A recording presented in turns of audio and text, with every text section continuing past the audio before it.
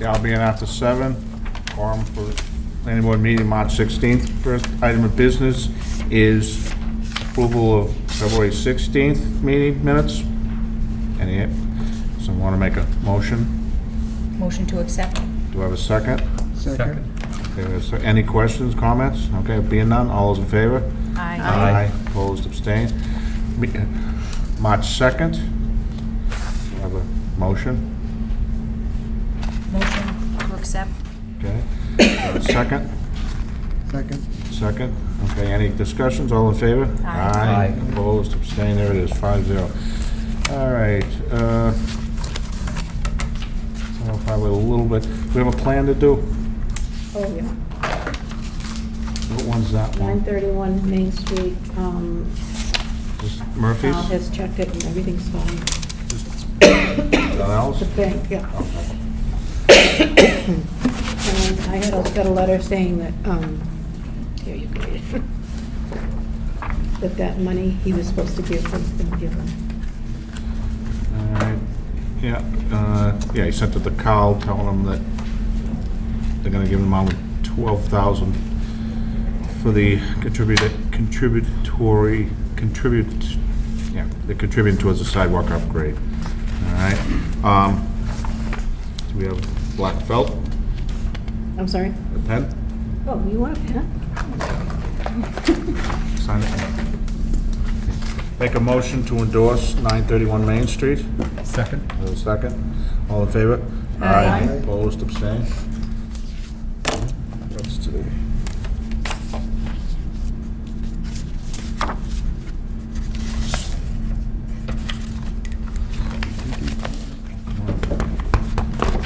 Yeah, no, he didn't do it.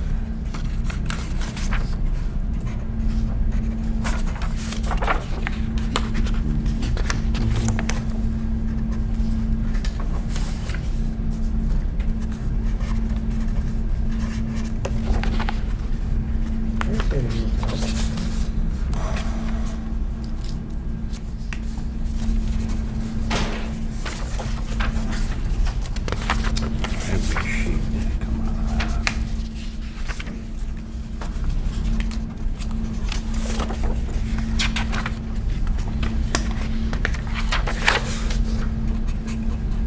Charging for every sheet we don't have to sign.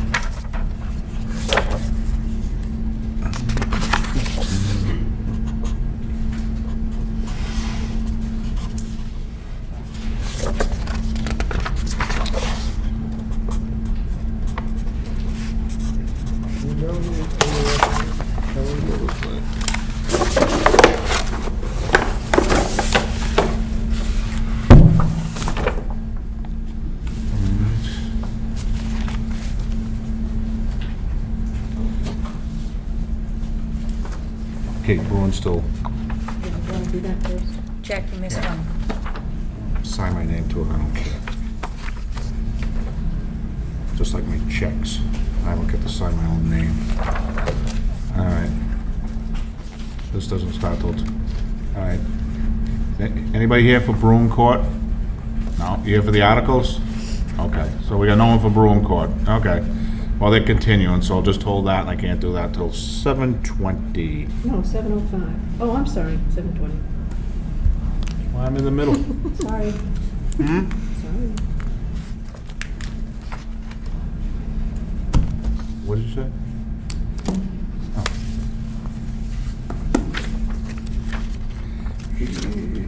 This pen's not. You'll get it, but it won't make it through everyone. You just have him sign this one.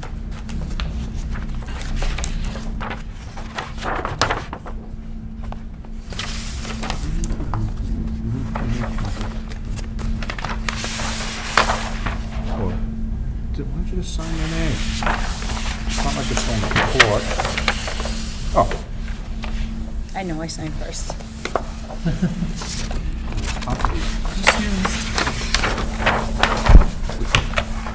Oh, you got more? You have that. Carl didn't want to come, huh? Carl? No Carl?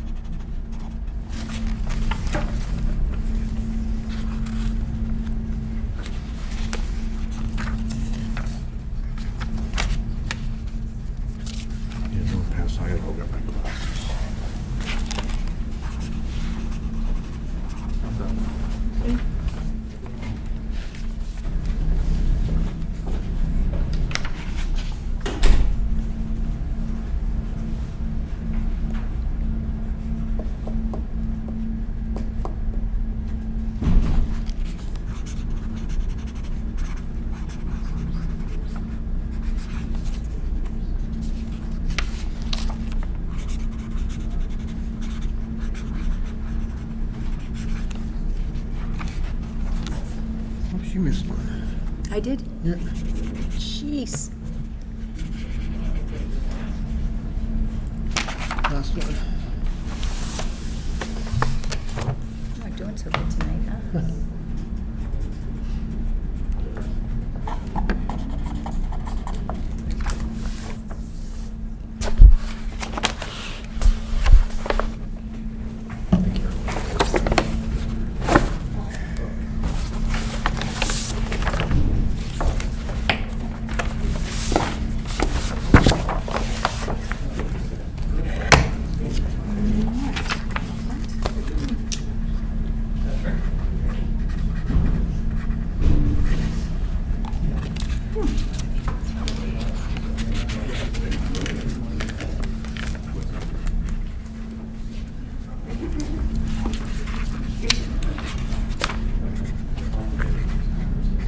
Do you have a stack to put out on the table? There's no table anymore, so outside I could do that. On that chair, that front chair? You want me to put it? Yeah, you can pile.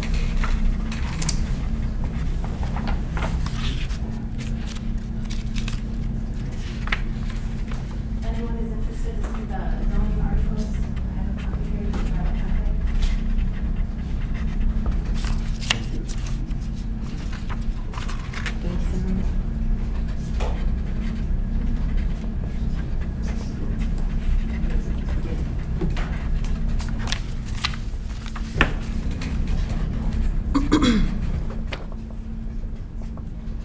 Did you read this lady?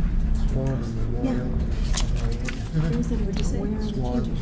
I'm sorry? Where are the changes? It's there all the time. That's all I have. Because they don't mean anything, so I'm not sure. They're pretty though. To watch. I was confused. I was too. Maybe Jim was gonna talk about that. I think they were. These foster ducks, swan, foster geese. Is that everything?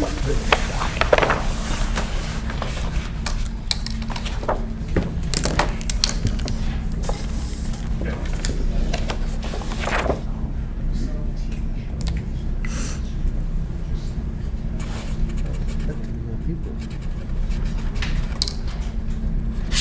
Expected any.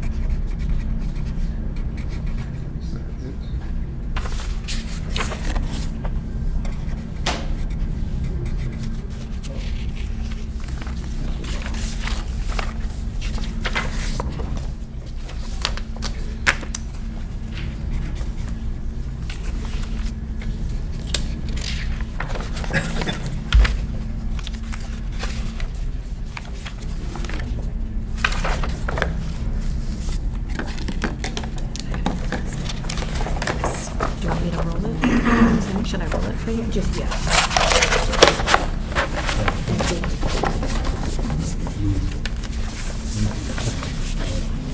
So, okay, with the hour being after 7:05, we have a public hearing for zoning articles required by Mass General Law.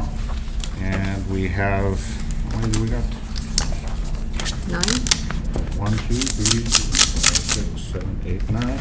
Okay. All right. So with that being said, I'll read the articles, and the public will have, this is what it's for, the public to have their comments on this, and the board to have comments, and then we take a vote. It's only a recommendation for us, so that's all it means, and everybody gets a chance to speak. And as I call it the articles, I believe this is the way it will be on the warrant, so if it's a wrong number on the warrant that changes it up, that doesn't affect the article itself.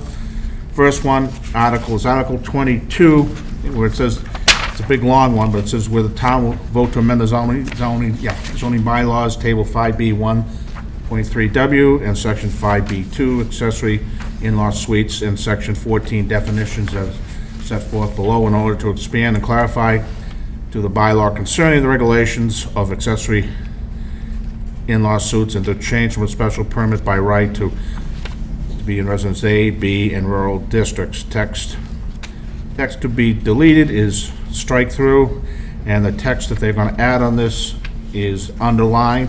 And with that being said, the first question is, I don't know, who's representing the selectmen? Select board. You're it, right? Was it? Okay. Just one item. I haven't seen it. Do we get a vote from the selectmen to sponsor this article? Select board. Yeah. Yep. Well, I call them selectmen. I have the meeting minutes from the, But was there a vote? yep, I'll just say that, oops, sorry.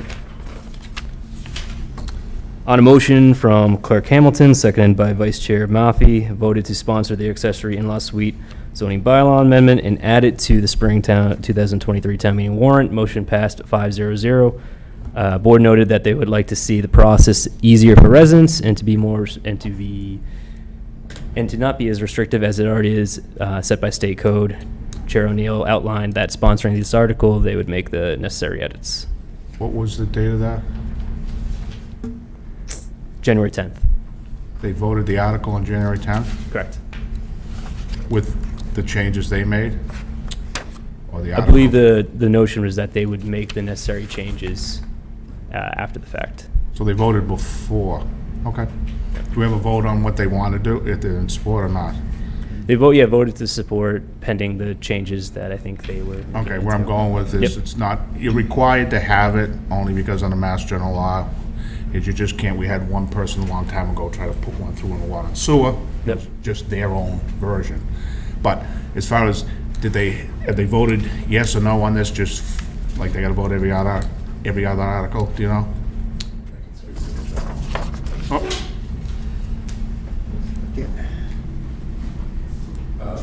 They've started voting on the articles so far. They've gone through probably about 11 or 12 of them. They haven't gotten to this one. They're Okay. waiting for the public hearing. I'm just curious, because it's not required, the vote to put it on is required per Mass Law, but this is just curious. Okay, and since it's the article and you're doing it, Pat, why don't you explain what the big changes are? Yep, so the article looks at both the accessory in-law suite article itself, which is under section 5B.2, as well as within the use regulations, which is 5-B.1.3W, and also section 14 dealing with definitions. So I guess starting with the use, table of use regulation, the proposal by the select board was to remove the special permit by zoning board requirement for the RA, RB, and rural district, and to make that use allowed by right. Within the bylaw itself, the accessory in-law suite bylaw, section 5-B.2, there's a few edits going through. There's a removal of the initial section, which goes over that a special permit is required for the accessory in-law suite. A purpose was added, so that was not something that was in the bylaw itself, so that'd be section 5-B.2A, purpose. Just to go over that, purpose, provide an opportunity for family members who live in close proximity but separate from other family members to remain within the family environment. 2, provide for the health and safety concerns of elders and disabled family members. 3, protect the residential stability and single-family character of the neighborhoods. Moving on to the next, I guess, subsection would be the accessory in-law suite defined. The only change there was to add a separate dwelling unit with a kitchen or kitchenette. That's one of the big distinctions with an in-law suite, is that residents can have an addition by right. It's really that kitchen element that triggers it to be seen as an accessory in-law suite. Under the next section, which is C, ownership requirements for accessory in-law suites, the one change really that was added was a subsection 7, indicates under no circumstance shall the accessory in-law suite be utilized as a rentable dwelling unit. So that was a clear statement that was to be added. The bulk of the changes within the actual accessory in-law suite article fall under requirements. Just to kind of go through these, there are 12 such requirements.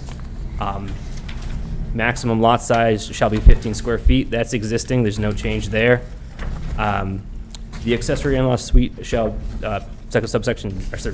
requirement 2, the accessory in-law suite shall be a minimum of 250 square feet and no larger than 1,000 square feet, or 33% of the total total gross floor area within the principal dwelling unit, whichever is less.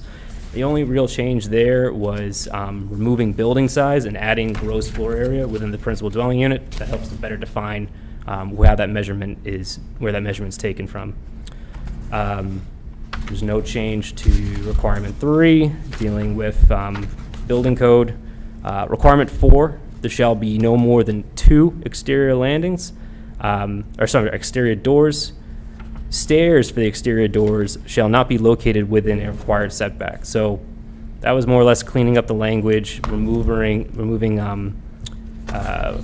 language that before said landings as opposed to doors, and the section that said which may be covered and shall not exceed 50 square feet in area. This was something that's kind of discussed with, especially the building commissioner, about clarifying having it be doors itself rather than landings, so no more than 2 exterior doors. Requirement 5, what you'll see on a few of these is an asterisk for the requirements. Those were more or less certain requirements that could be altered as a condition of the special permit. So for condition 5, any proposed addition as part of this section must keep the outside appearance of a single-family house. There was an asterisk there. We're proposing removing that, so that's not negotiable. That's a requirement now and not a condition, a requirement that's subject to a special permit condition. 8, no more than 1 water meter shall be allowed for the property, with the exception of a water meter for the purpose of landscaping irrigation, and all utilities within the accessory in-law suite shall be serviced by the principal dwelling. This condition previously allowed no more than water meter within the entire property, and there was an asterisk that allowed that condition to be waived, so you could exceed before, theoretically, within the zoning, more than 1 water meter. That was also discussed, removing that asterisk and making sure that there is only 1 water meter of that property and all utilities are serviced by the principal unit. Requirement 9, there shall be no lodgers in either the principal dwelling unit or the accessory in-law suite, and neither unit shall be used for business, commercial, or seasonal rentals. That last section, neither unit shall be used for business, commercial, or seasonal rentals, that was further emphasized. That was a part that was added to that requirement to specify that this is an in-law suite, this is a residential purpose, this is not to be used for anything else. Condition 10, all parking for the accessory in-law suite shall be contained on site and compliant with the applicable section of this bylaw. In the event of insufficient space within the existing driveway, appropriate space for at least 1 parking space shall be constructed on site and to serve the accessory unit, and constructed materials consistent with the existing driveway. To add a little bit more background to this bylaw itself was really looked at by the Zoning Board of Appeals, which deals with this bylaw. They had a litany of great recommendations to the requirements section, and then to move the article forward, they proposed bringing it to the Select Board. So while the Select Board sponsored this, the Zoning Board of Appeals had a large part in a lot of these recommendations. This one for parking was case in point. It's a good recommendation to really specify that parking should be contained on site for this accessory in-law suite and should be built of existing materials of the driveway. So that was a proposal to make that solid. Requirement 11 is actually a new requirement. There shall be no more than 2 bedrooms within the accessory in-law suite. And number 12 is also a new requirement. Unrestricted passage shall be maintained between the accessory in-law suite and the principal dwelling unit to assure the accessory in-law suite is accessory and subordinate to the principal dwelling unit and not an independent dwelling unit. You'll notice underneath that there's an asterisk section. Before, this is where if requirements had an asterisk, they could be altered as a condition of the special permit. We still maintain that. It's basically any application that does not meet a requirement listed within section 5-B.2D and marked with an asterisk may seek a special permit through the Zoning Board of Appeals. So those specific requirements that are marked with an asterisk still that don't have the asterisk removed. Requirement 1, minimum lot size shall be 15,000 square feet. That asterisk remains. And then requirement 2, dealing with the size of the unit, that asterisk also remains. All other previous asterisks that allowed for relief were proposed to be removed. That's it for 5-B.2. The next proposed set of changes had to deal with definitions. Accessory in-law suite, as I mentioned, it's defined within the article itself. It was also incorporated within the definition section. So the change within the definition section, basically a separate dwelling unit with a kitchen or kitchenette located in a single-family dwelling as an accessory and subordinate use to the residential use of the property, provided that such separate dwelling unit has been established pursuant to the provisions of the applicable section of the bylaw, which is a reference back to 5-B.2. And then another definition that was actually added is third degree of kinship. So that, being that this is an in-law suite, a third degree of kinship is how you would regulate how that accessory that in-law suite, who could occupy that unit. So a person who is related as either a great-grandparent, grandparent, parent, uncle, aunt, brother, sister, child, grandchild, great-grandchild, nephew, or niece.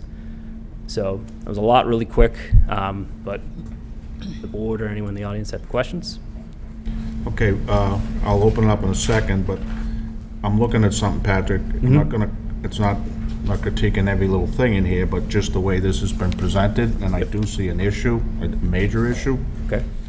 What you have said in the start here is that all the text to be deleted is struck through, and all the text to be added is underlined, okay? Well, when you look down here, all right, and remember, what's gonna happen with this, it goes like this. You agree? What do you mean by that? This is being added to the book, Correct. and whatever's been struck isn't getting back into the book, but what's always in the book is staying in the book.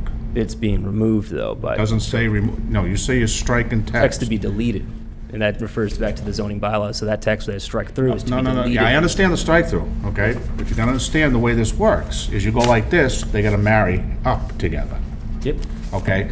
So the first thing is, if I look on the old one, you have now changed the old one from accessory in-law suite defined to a purpose. Yep.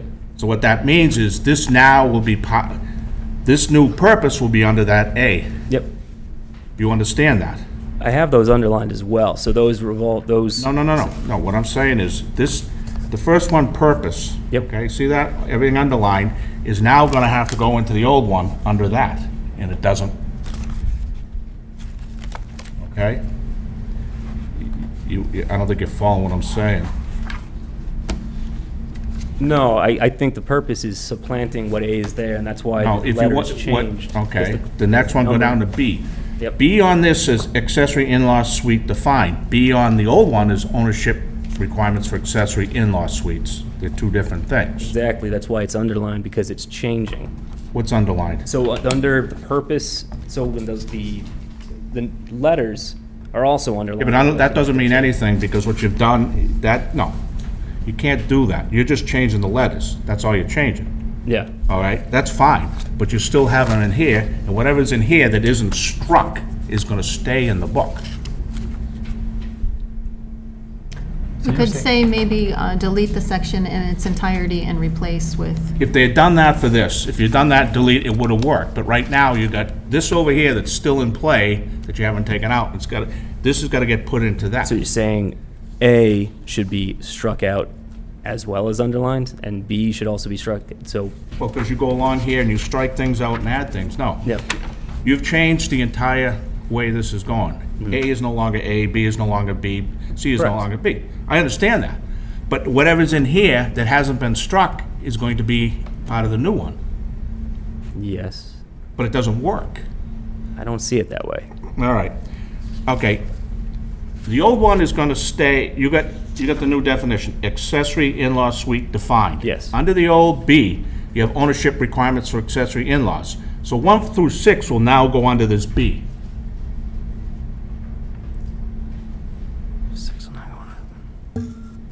Yeah. No. Well, I see it as being changed, that's why it's, no, you can't, you didn't change the whole thing. You have to go through and strike out everything that is not getting carried over. That's so the way you- this the- works. You mean the subsection, so A, B also has to be struck out, even though it's being changed because of the new section that's being added? You need to say something about relabeling. What, You didn't, sections, I think. yeah, but you also gotta strike out what's not applicable. B is different, the Bs are different, the C you have ownership requirements, C over here is requirements. Yeah. So what's gonna happen is, whatever's in C, you're gonna add to whatever's over here. Because you didn't say strike out the things that you, The subsection number. yeah. Does that really take away from the actual article, though? Yeah, because you can't, you're never gonna be able to interpret it, let alone enforce it. You're going to be removing A and changing It the doesn't number. say that. What should have said is, you should have said, you should have had this all struck that you didn't want in, and then put this in as the new. That's the way it goes. That's the way you gotta do it, to show people how it, To strike the entirety and then add a whole new. or you could have struck you could have struck 5B2, it's an entirety, and added this section. I think that's something FinCom could do as they make the article the main motion. No, Just they- slightly adjust that. They can't adjust it, because this is what's been advertised. No one can adjust it, this is what's been advertised. This The is how- intent is pretty clear. But we're Yeah. dealing with Mass General laws, the intent, FinCom has no legal authority to do any of that. FinCom sets the main motion. FinCom has nothing to do with Mass General laws and zoning. They do their motions, whatever they do with the town-owned stuff. But you got two different things. When you go like this, it's gonna have to, A is gonna have to be married with A, B is gonna have to be married with B, C is gonna be married with C. So what the article should have said is something like, It would've- started with what it was, and then saying, striking out, Or just remove section 5B2 5B2 in its entirety and add this. inserting before A, and then Yeah. renumbering afterwards. Well, they could have left it numbering as it is, but they could have said, strike the existing. Strike the existing and then Well, put this in correct. its place. Yeah. If you're not removing all the existing, though, I don't see the purpose of striking the entire article. Because you are, you're saying you're not removing. I understand that, but Yeah. it's in a different section. It's all over the place. So I think what Jack's saying is, you're striking the section, the header section that was right up the top of 5B2. Rather than listing this purpose as A, that should have, forget A, leave everything else labeled the same way it was, and just put these descriptions right after 5B2. Put purpose, don't label it at all, purpose 1, 2, 3 or something. You might be able to do something with that. I don't know how that takes away from the substance of the article. So I don't see it really that same way. There's a difference between substance and Mass General laws according to advertising and being Yeah. able to do it. There's a whole different, your intent is one thing, how you're gonna do it. It isn't doing this. Every time I've done it in a long time, you gotta strike out what you're getting out and what you're putting in. Here, you got requirements, the different letters, the different that. The simplest way would be, when I read through all this, I'm looking at some of the stuff, yeah, but then I go, wait a minute. A is not lying with A, B is not lying with B. It should have just said, wipe it all out, and then make this replace it in its entirety. Mr. Chair? Could that not be changed within a motion, though? No, because this has already been Not if it's going advertised. to state level. Mr. Chair, could I ask a Yeah. question? Yep. Has town council reviewed this? Yeah, town council has reviewed Yeah, this. town council don't review it, they only review it to make sure everything's within, legal. They don't review it for this. I've been down that road a lot of time with town council, and they don't understand town meeting and how these have to be changed. Because right now it's gonna be like this, and someone in the audience who's not looking up at us right now because he's reading, is gonna have to interpret all this. You're gonna have two A's together, two B's, two C's, two D's. Could we, I really don't think, I mean, the intent is here. We can consult with town council. It's definitely something that FinCom we can can- adjust. No, well, first off, it's too late because we're having our public hearing, so it's based upon how it was written. The intent Right, doesn't, so where is the public being disserviced in this public hearing process? they're not being disserviced. I'm pointing something out that's an issue with the way it's been presented from a technical viewpoint. So we can fix that technically. We can't fix that technical viewpoint because we have to take what's given to us. We're recommending board, so we can't change it. Can I say something? Could you come up here, Jim, just so I can hear you? You're right, I was reading. No, I wasn't talking about you, Jim. I'm talking about the cute guy in front of you. Oh, yeah, he is cuter than me. I was reading Mass General Law, Chapter 48, Section 5. So I was just more or less, listen, we all know this is the zoning, it's the way it's been published, the zoning bylaw is proposed, sponsored by the Select Board. If there's issues, your purpose tonight is to hold the hearing and make the recommendation. I understand that you have a disagreement the way it's written. We've reviewed this with Town Council, they didn't express that. We have our zoning enforcement agent, and we have our economic development and community planning officer here. It's being presented to you guys. Patrick's outlined it. I understand your concerns. We'll take that. We'll note it. We'll see if they're valid prior to town meeting. And if necessary and allowable, we'll make those changes at town meeting. If it's not allowed, we won't make it. And Okay, what I'm doing, Jim, is I do my job. I point Sure. out what's wrong, and I'm gonna sound like can't say that word on TV, but I'll battle town council on how these are presented. They just don't even understand when they do these, how they gotta be. They understand, like, you can't say, kill the building inspector when he comes in or something like that. You can't put something illegal in there. We could try, but we can't. But as far as the procedure, once it's been advertised like this, you can't, especially I'm pointing out a technicality before we even get off the mark. Sure. So you could go through and everybody thinks it's wonderful, and it hits the AG's office and he goes, "Boop." It sounds like, though, we have a solution. We're Well, we don't- well, consult with town, we can It's do not up our- to us to do it. It's not our article. No, but Jim is willing to do Right. that. He's gonna have to, it's their If article. you express some concern tonight, we'll take that into consideration. We got about 2 months before town meeting. If we can make some changes, great. If not, we'll go forward with it as is. The board's comfortable with it, the select board, and we'll present it to the finance committee. Mr. Chair? I just want to, is this what you're talking about in terms of, if we're adding that and we're subtracting that, is that why? No, but see, no. But look at this. See this here? Yeah. Ownership requirements? You got under B here. All this would come under that, or this would come under that. Yeah, so the A obviously is changing. But you didn't say that. You've listed the same way, which you should have, see how nice you did it there? Yeah, That's perfect. But everything else after that falls down the, I see what you're saying, but is this the format that would have been correct in terms of if B was going to change, if A was rather going to change to B, should that have been noted as such in a way, kind of like this? Does that kind of display the same purpose? well, the simplest way, Patrick, because you mixed up what was the way it went before, okay? Would have been wipe out 5B2 as it's written and insert that. Jack? I think there's time, if the select board would like to, make that modification, we can re-advertise and hold a public hearing for this article. Yeah, but it's up to them. They're the applicant for this. Okay, just, but Just pointing out we'd the need a turnaround. Probably would want to talk about it with town council, just Okay, because. Yeah, because it's- there's time right now that we could hold that public hearing on April 6th. Sure. Just, but when did we need it, Kate? It has to go in You have next to week. bring a It would car have seat to with you, go though. to re-advertise next week, so if that's a possibility.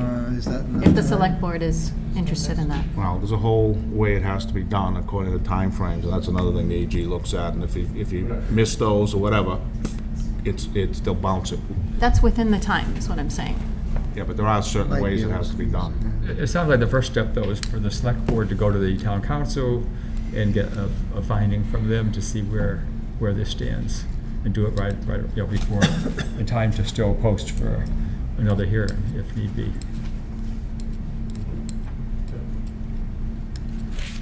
Let's see, it's gonna be Jack against Copeland Page. I always lose out, but not on this one, because the way it is. Because like I said, I'm not gonna ask, a building commissioner, because he might, I'm not gonna prejudice one way or another, but I just could see this being a mess on how you'd actually put it back in the book. That's all, Patrick.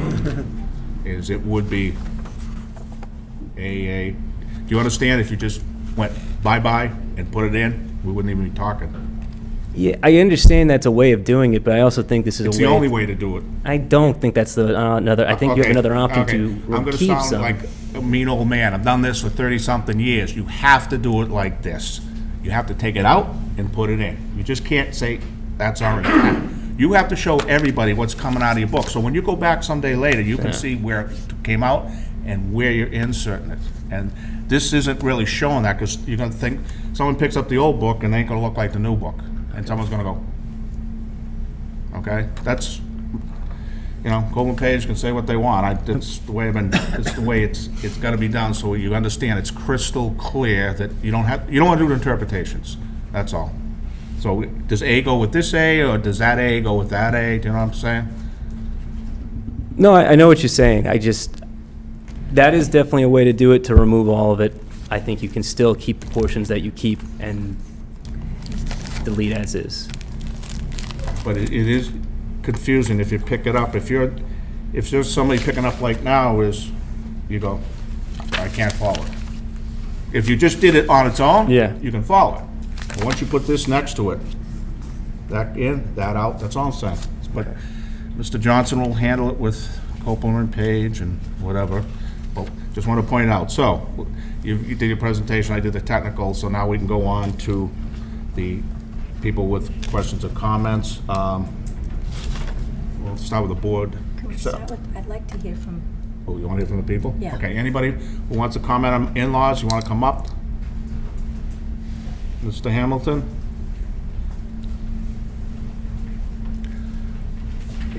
I'm not in favor or against this, but I agree with the chairman.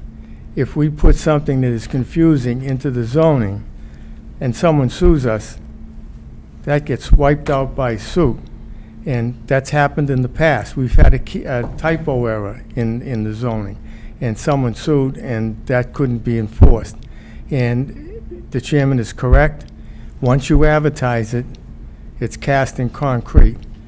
And unless the rules have changed, I don't believe you can change it now before town meeting. But there's another town meeting that will come up, and we can correct it and put it in the next town meeting, which is secure and a safe way to do it. Thank you. Thank you. Anyone else? Questions, comments relative to what they want to do? John? Good evening, board members. John Lee, Lincoln Road, and I'm also a member of the Zoning Board of Appeals. What I want to talk about tonight is how this sort of came about. The Zoning Board of Appeals sits in judgment of a lot of these cases for the accessory in-law suites. And we get about 10 to 12 per year, so a little less than one a month. And it's a bylaw that I think has worked well. People in town have been supportive of it. It seems like the zoning board has approved just about every case. I don't know of one that we didn't approve, but oftentimes the project ends up better because of the public hearing process. So the zoning board had meetings, and we made these changes because these were things that we thought would make it better for the town and as a whole community, both the neighbors and people applying for an in-law suite. So everything that Patrick talked about, was pretty much stuff that the zoning board had discussed and written down, and these were the changes. There's two big changes. One was the square footage, which the zoning board was at 850 feet, and now I see it's up to 1,000 square feet, or it wasn't changed. That was one thing that we talked about. But the biggest one is striking out the zoning board as the special permit granting authority. And it would be approved in residential A, residential B, and the rural district. So the big concern about this that I have is that the public hearing process is a good thing. It's a fair thing. And it allows people, particularly the neighbors, to have input on something that would affect their neighborhood. And to make that change, which is not something that the zoning board was even in our discussions, and when it went to the select board, that's when it got changed. And, the whole idea is that public process makes projects better. And to make that change, I don't think is going to serve the community as a whole. So that's the biggest concerns that I had on this. Okay. Thank you. can I ask a question? How long have you been on zoning? I've been doing, for the Walpole zoning board, 4 or 5 years. And you were in another town before? Yeah, so. Did you do these in that town? Sure did, yeah. And you saw a lot of them? Yeah. And same thing, you hardly ever vote them down? No, it's a special permit, so we're not, the goal is not to vote it down, or the goal is to have a good project that's going to support the applicant and the neighbors. And again, I just feel that, this isn't an overly burdensome project, or application process to go to the zoning board. People do it for all kinds of things. And I assure you, we're not looking for more business. We're plenty busy. But I just think that as a person in the town, I wouldn't be very happy if all of a sudden, my neighbor was putting on a in-law suite and I didn't even know about it. It just went through the building commissioner. So that's my concern. I think it always comes down to transparency is good and public hearings make projects better. Is that? Okay, thanks, John. Anyone else? Questions, comments? Okay.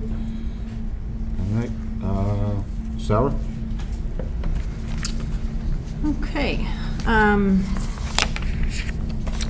So just to start off, I would just say that discretionary approval or special permits tend to drive up the cost of housing at a time when there's really a lack of housing. We are experiencing a shortage of housing, and it only serves to kind of drive up the costs. So I was very happy to see that the Select Board has proposed the change of taking it from a special permit to an allowed by right use. I think that's appropriate. I think the building department is more than capable of handling these very commonplace home additions. And I think it's a good thing to do, especially in this environment. Just going through the bylaw, a couple comments and questions. This is just a comment, and it's not really going to affect my vote, but under B, where it's defined that the in-law suite should only be occupied by individuals with third degree of kinship, I'm not in support of that. I think that we shouldn't really be in the business of defining people's families, and I would be in support of accessory units open to anyone. Similar thing on number 7, that it should, no circumstance could it be used as a rental dwelling. This wouldn't really affect my vote, but just propose the case that you have a family that builds an in-law addition, and then, whatever happens, the person that was living in the in-law moves away or something else happens. Are we really to say that it's better to leave that unit empty versus giving someone an opportunity to have a home? So I just wanted to mention that. And then just jumping to the pre-existing units question. So number 3, it says that no unit shall be altered, extended, or changed without first seeking and obtaining a special permit by the zoning board. Was that intentional? So if you change an in-law, you have to go get a special permit, but if you create a new in-law, that would be by right? I believe that was the intention, correct? Okay. And the idea is that the building department would be unable to handle that change or alteration? Which one is that, Sarah? It's under E, and then other requirements, number 3. Thank you. Could I, from the building commissioner, because I have another question for him also. Could you come to the mic, please? So, I don't know if you heard my question, but my question is just if you could explain the reason why, if someone is going to alter, extend, or change their in-law, why they would need to go to the ZBA for a special permit versus going through the building department?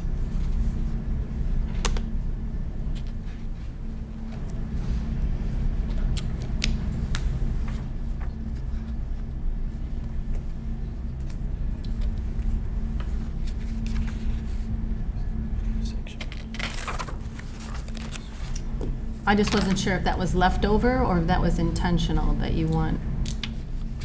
No, so the premise of this is if you're already if you have a pre-approved existing in-law, that if you're going to alter it, you already got a special permit for it. Yeah. That if you're going to make an alteration to your alteration of special permit, that you'd have to come back before the board to ask if you're going to extend it or alter it. That's the way I'm reading it right now, the current language. That's, Right, but currently you need to go to the ZBA to get a special permit. So if we change it to by right, my question is, Why isn't it still by right? yeah, why isn't the change by right? Unless you define some kind of like, I think it. significant change where they would have to go with, under the conditions that you've outlined here. So if you go beyond this, then you have to go for a special permit.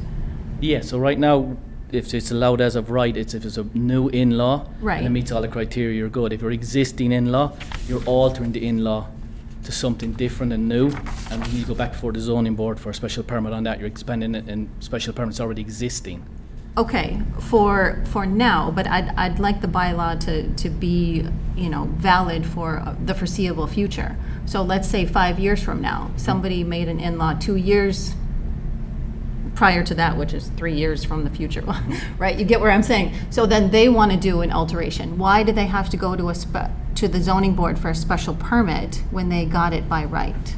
So by right is when you go for a special, or if you're getting it by right, it's the criteria what they got. So say if you went by right and got one that's 1,000 square feet, and now you want to alter that and go bigger, not only are they changing what they were approved as a right, we have a condition in this that if you exceed any of these criteria, you have to go to the zoning board for a special permit. So if you want to go over 1,000 square feet, it's a special permit through the zoning board.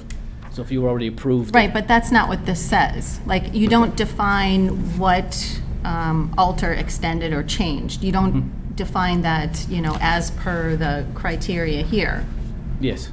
It could still be within the 1,000 feet. It Right, could so still be- I just want to understand, and I want to make sure that things are written clearly.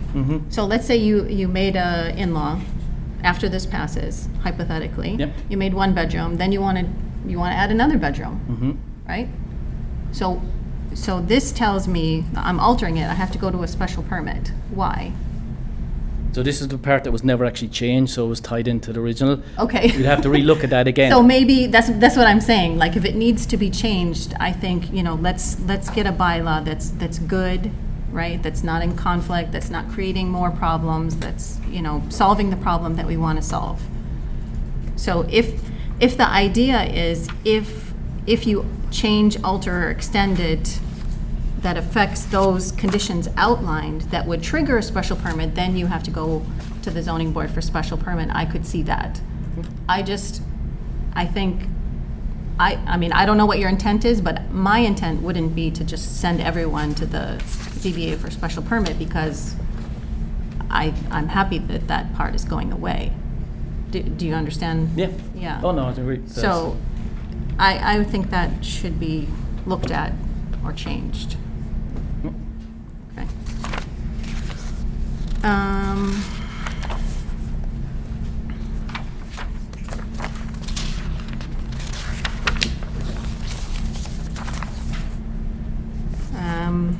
But yeah, there are some good changes. Again, I'm very much in support of making it by right.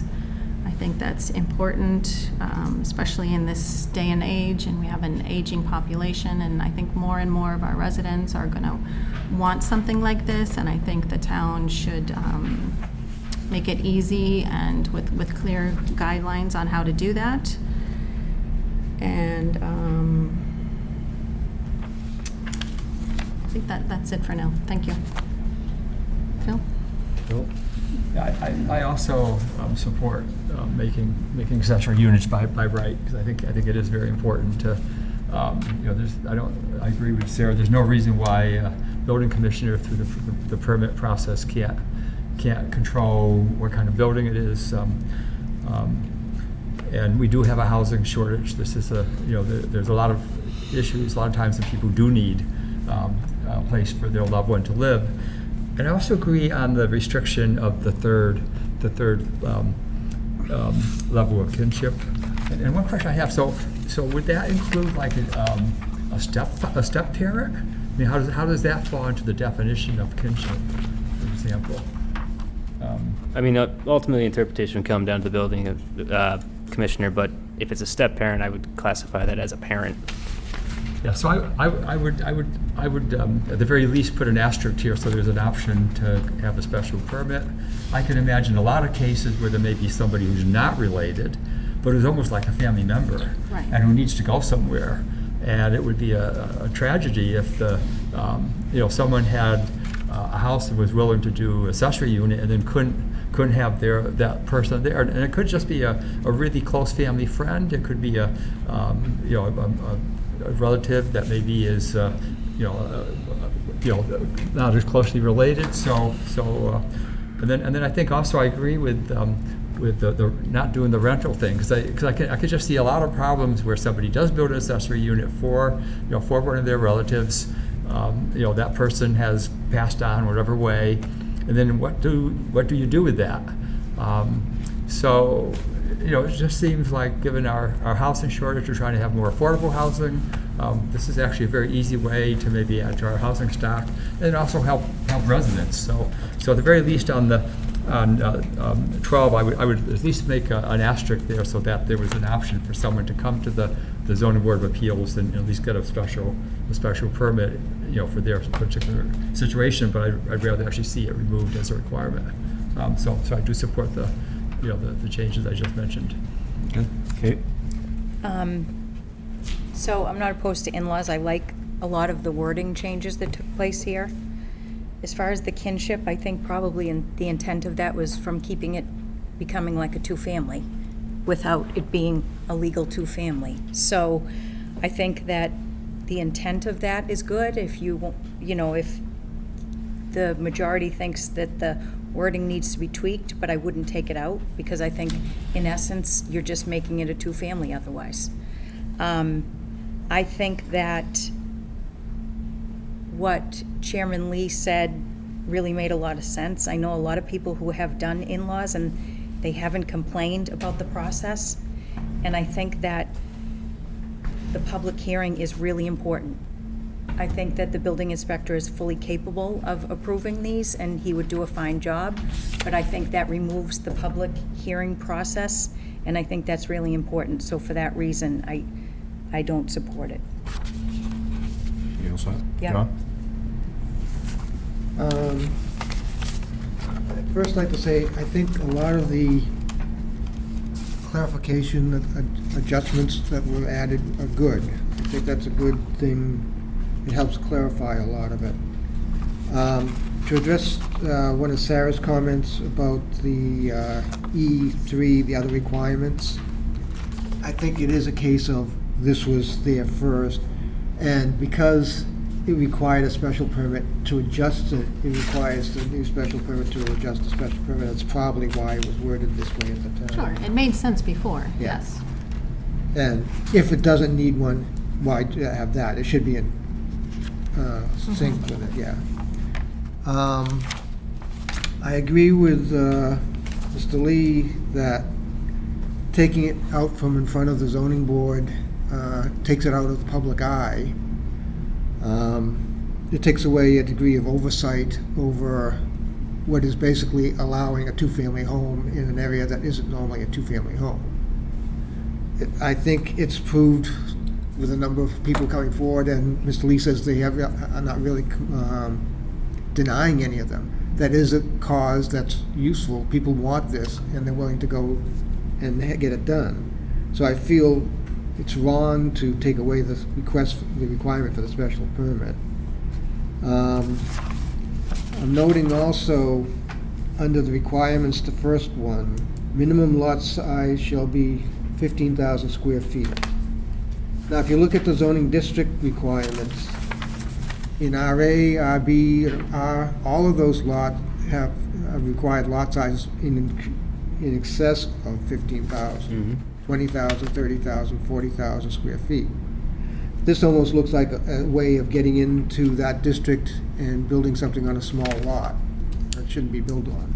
So that's a And pretty, if that's something that isn't going before zoning anymore, who's going to catch something like that? the building commissioner.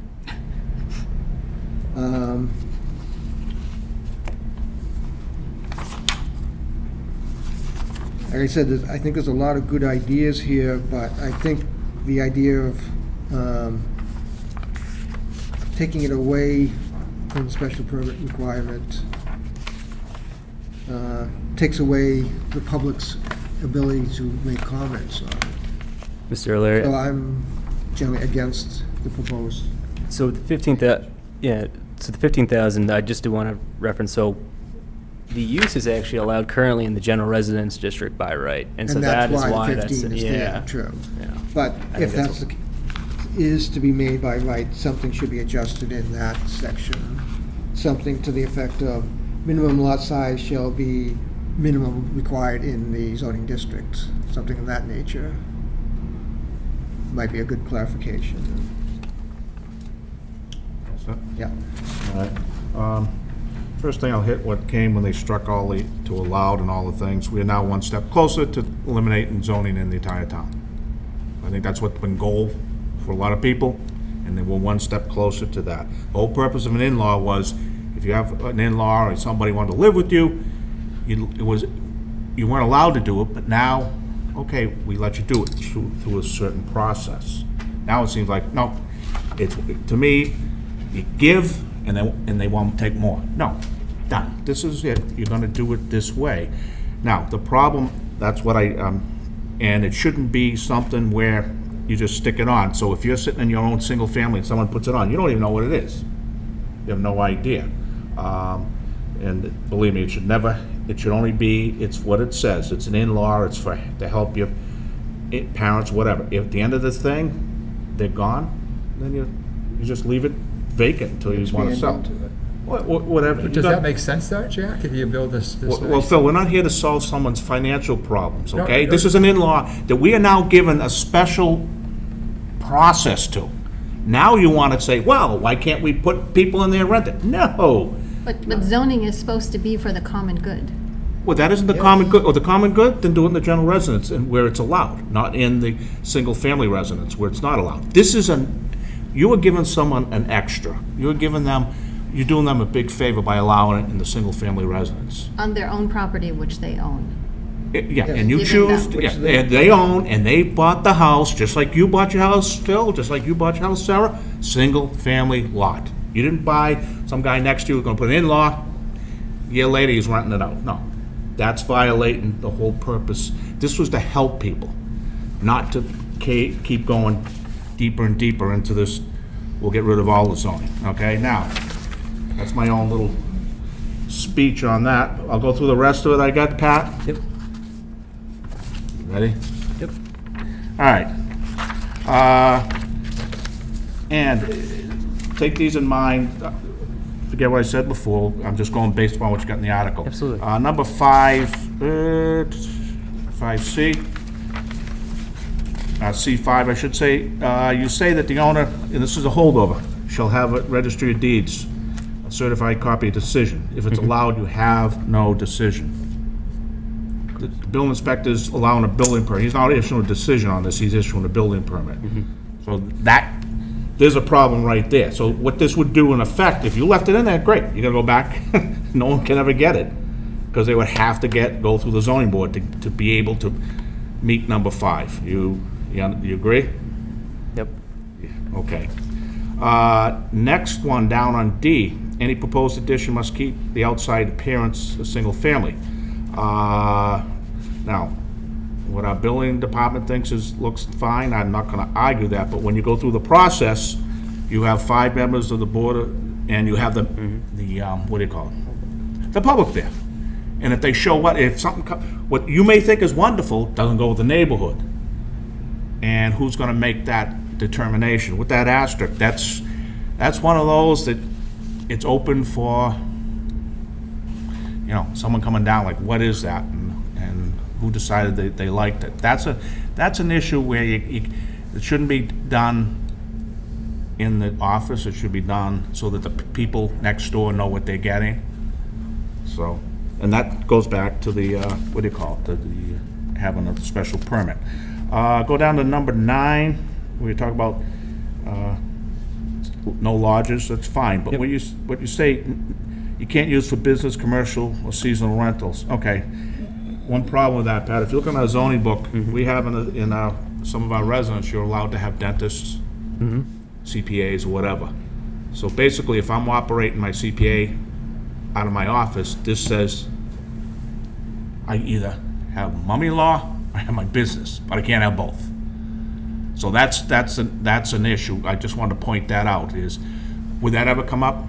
Could, maybe not, but that, what you've done now is you've taken one of the abilities of somebody who has a house with the dentist, or whatever it says in our zoning book, and they're gonna make a choice.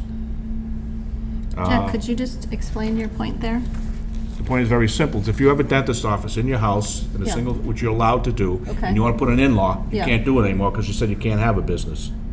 You can't have the business operating out of the in-law. No, it says neither unit. Oh. So that, you're right, it's, was it 5B13? Yeah, so it should say Aye. the accessory Yeah. unit cannot be used for business. Neither unit, yes, you're correct. Yep. Good. You know, someday that, that's one of the things, Phil, if someone wanted to use the in-law as a, what do you call it, for the business, would be good. The other thing that comes out is, I don't see anything about septic versus sewer, is the fact that if you're adding on, typically, what's gonna trigger, because you're gonna get on a special permit, something from the Board of Health, right? The special permit, they always got a comment. This, if you go through the building department, they're not gonna get it necessarily a comment, and nobody knows about the septic, will it pass, Yeah, where are they gonna go from there? I'll let the commissioner speak to that, yeah. So just on that point, Mr. Chair, even as a standard building permit, it gets routed to the health department when it comes Okay. to septic, because septic is based on the number of rooms. So if you're adding an in-law, and you're adding a two-bedroom in-law or a single-bedroom in-law, if you don't have your septic count to match that, you'll have to update your septic or upgrade your septic to match the in-law. Even if it's a regular as of right, like a single-family home, two-family home, it gets diverted to the health department automatically. Okay, but what can happen, as I see it, Jim, is they come down to you and you're waiting for them and they don't go down, or something happens, or they put it right where the septic has to go. It is a little disconnect. Well, on that, so when you're applying for this, along with getting the site plan, if you are on septic, again, with our system, it gets routed to the health department, and they have to show the septic on the as-built of the house.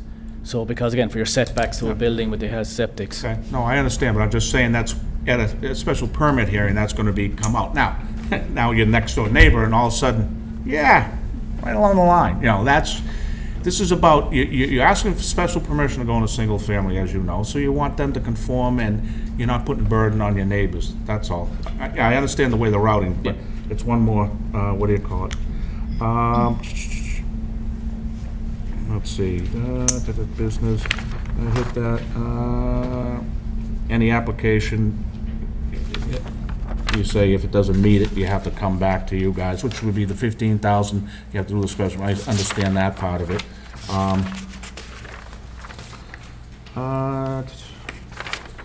Those are the big ones, but the one that's,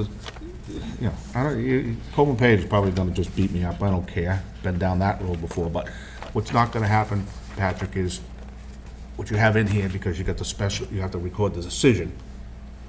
Now what? Yeah, you're absolutely right, and Sarah has a good point too. You're Those gonna need have be to go corrected. to the zoning board. It- So it's, it's allowed, but It's a good quality control, quality assurance process, though. It's yeah, good you got to- someone walking in, I'm gonna get a building permit from Jim, and then he goes, yeah, but you're gonna need a decision from them, and it's like, and what everybody says, goddamn town. No, but I value the feedback because it is good having multiple eyes on something before it gets forward, perfectly honest. So those are like my technical comments on it. I still think it should be a special permit, because that's what it's called special, we gave special to them, so, but anyway, so. Jack, Yes? I'm sorry, I have two other questions I forgot. Mr. Building Commissioner, I've asked you about the unrestricted passage. If you could just speak to that, and then, I think you've mentioned here that it's from the building code, right? Massachusetts Building Code?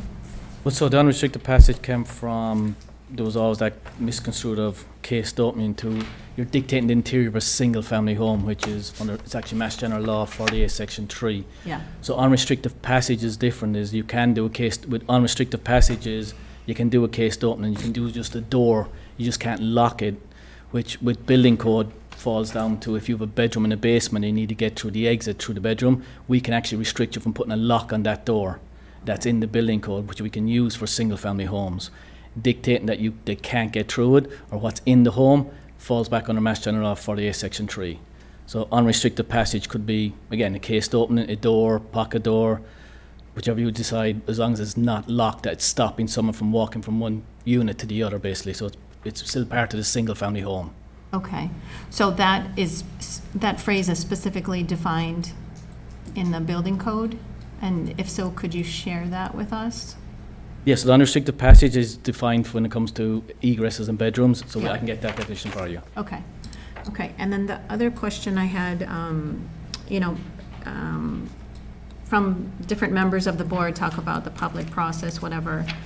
So what would be the process if this were to pass and it would be allowed by right? Would the neighbors get any notice that, their neighbor is going through the process of getting one, or no? No, so they this is, would if get it no was, if notice. it's allowed as of right, the same as a single-family home or a business or two-family that's allowed in the area, Uh-huh, the first notice they'll get notification is when the work starts. I see. But that wouldn't be any different if someone was doing an addition that fell within the, Right. the zoning bylaws. They would, they could, when you think about how it might look in the neighborhood, the neighbors would not, get an They opportunity wanted to. to Yeah, this is an add a addition. bedroom. Addition's Yeah, a they little would- bit different than adding a whole unit. That's the difference.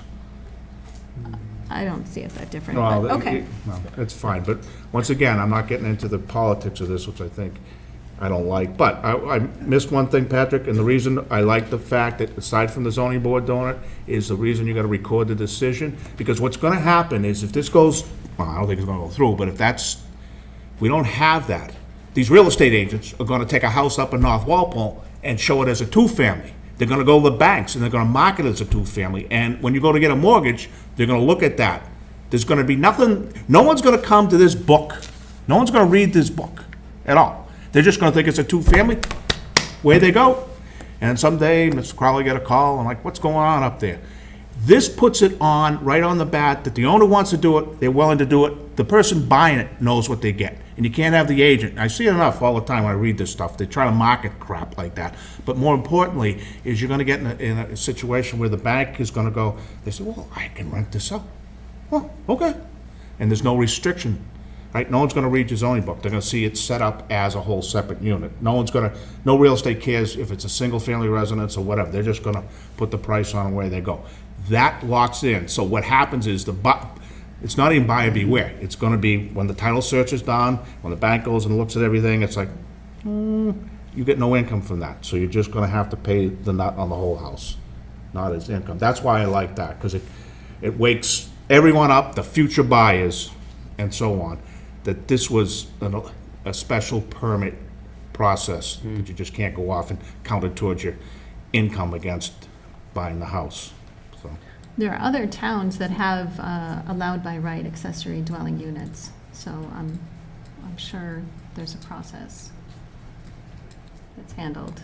And I don't know that a real estate agent would want to market something as a two-family when it's not. I mean, they're going to risk. Of course they do. You want me to bring you some in They tomorrow? advertise a vacant lot as They will buildable just for whatever they market want it. to say it's I will say to It's this, not buildable. accessory dwelling units are a hot topic right now in just state zoning. I mean, there was a change back in 2021 to try to allow accessory dwelling units to be a simple majority, and it was a change within 40A. This, I guess, the initial goal of looking into this article in general was solely in-law suite. It wasn't thinking towards ADU. It was thinking how to look at the in-law suite and what can be corrected, what can be clarified, how can we elaborate on it. So in that distinction, I think we try to keep it to the spirit of it being an in-law suite and not an accessory dwelling unit. But I understand your point with When you the take real it estate allowed, agents. then it just blows up the whole thing. Yeah. All right, nobody else have any questions, comments? Mr. Hamilton, I'm getting concerned, first time we agreed in 30 years. Well, I just want to remind the chairman, because he lived through it as I did. We had a building moratorium because we ran out of water. The fire chief called a building moratorium because one of the water tanks went below the level required for firefighting, and his firefighters couldn't fight fires. So we had a building moratorium. And then people who wanted to do a roof or anything on their building had to go to see the ZBA, which meant advertising in the paper, paying all those whatever fines and things that came up. And we have a finite water supply. So I think you have to take that into consideration when you're wanting to do a lot of things. Because I know back when we figured out the build-out of Walpole, we couldn't build it out because we didn't have enough water. And we still don't today. We can't pump enough water to handle a peak period. We have to have big water tanks. And I'm telling you, there's big water tanks. Go on a water tank tour. So you have to keep in mind our water supply, which is finite. Thank you. Okay, thank you. All right, nobody else, okay? Make a motion for favorable action. Do I have a second? Second? Okay, all those in favor, say aye. Aye. All those opposed? Aye. Aye. Abstain, so 2-3-0 recommendation. All right. On to the next one. This the one we did perfect? What was this one? 23 was just to remove, oh, I'll go for it. No, perfect, no, what I'm saying is, 23 is to see if the town will vote to amend its bylaw to Section 2 Administration, subsection 2.7 subdivision phasing by removing its entirety. And so everybody understands it actually expired a few years ago. And it was put in back in the 80s or 90s when we had Toll Brothers and Pulte and all that. It just slowed things down, but we don't got much left and haven't used, and it's been sitting there expired. So that's what we brought forward. So if you want to give any, it's really, Exactly, it's a cleanup article, really. Just removing a piece of zoning that's no longer active. anybody in the public have any questions, comments on that? You got one more comment, Bill. We got 10 articles. You only get 3. No, for the same reason. This was developed so that we wouldn't outdevelop our water supply. And now if we do that, what happens to all the commercial buildings in Walpole? If we run out of water because we've overdeveloped, which we can do, because we have enough land in Walpole, 27 square miles, if we overdevelop our water supply, now only residents can receive water. That's still true, right? And so commercial businesses will have to get their water somewhere else. Now, I went all through that up, when we had a water, a well problem up in North Walpole.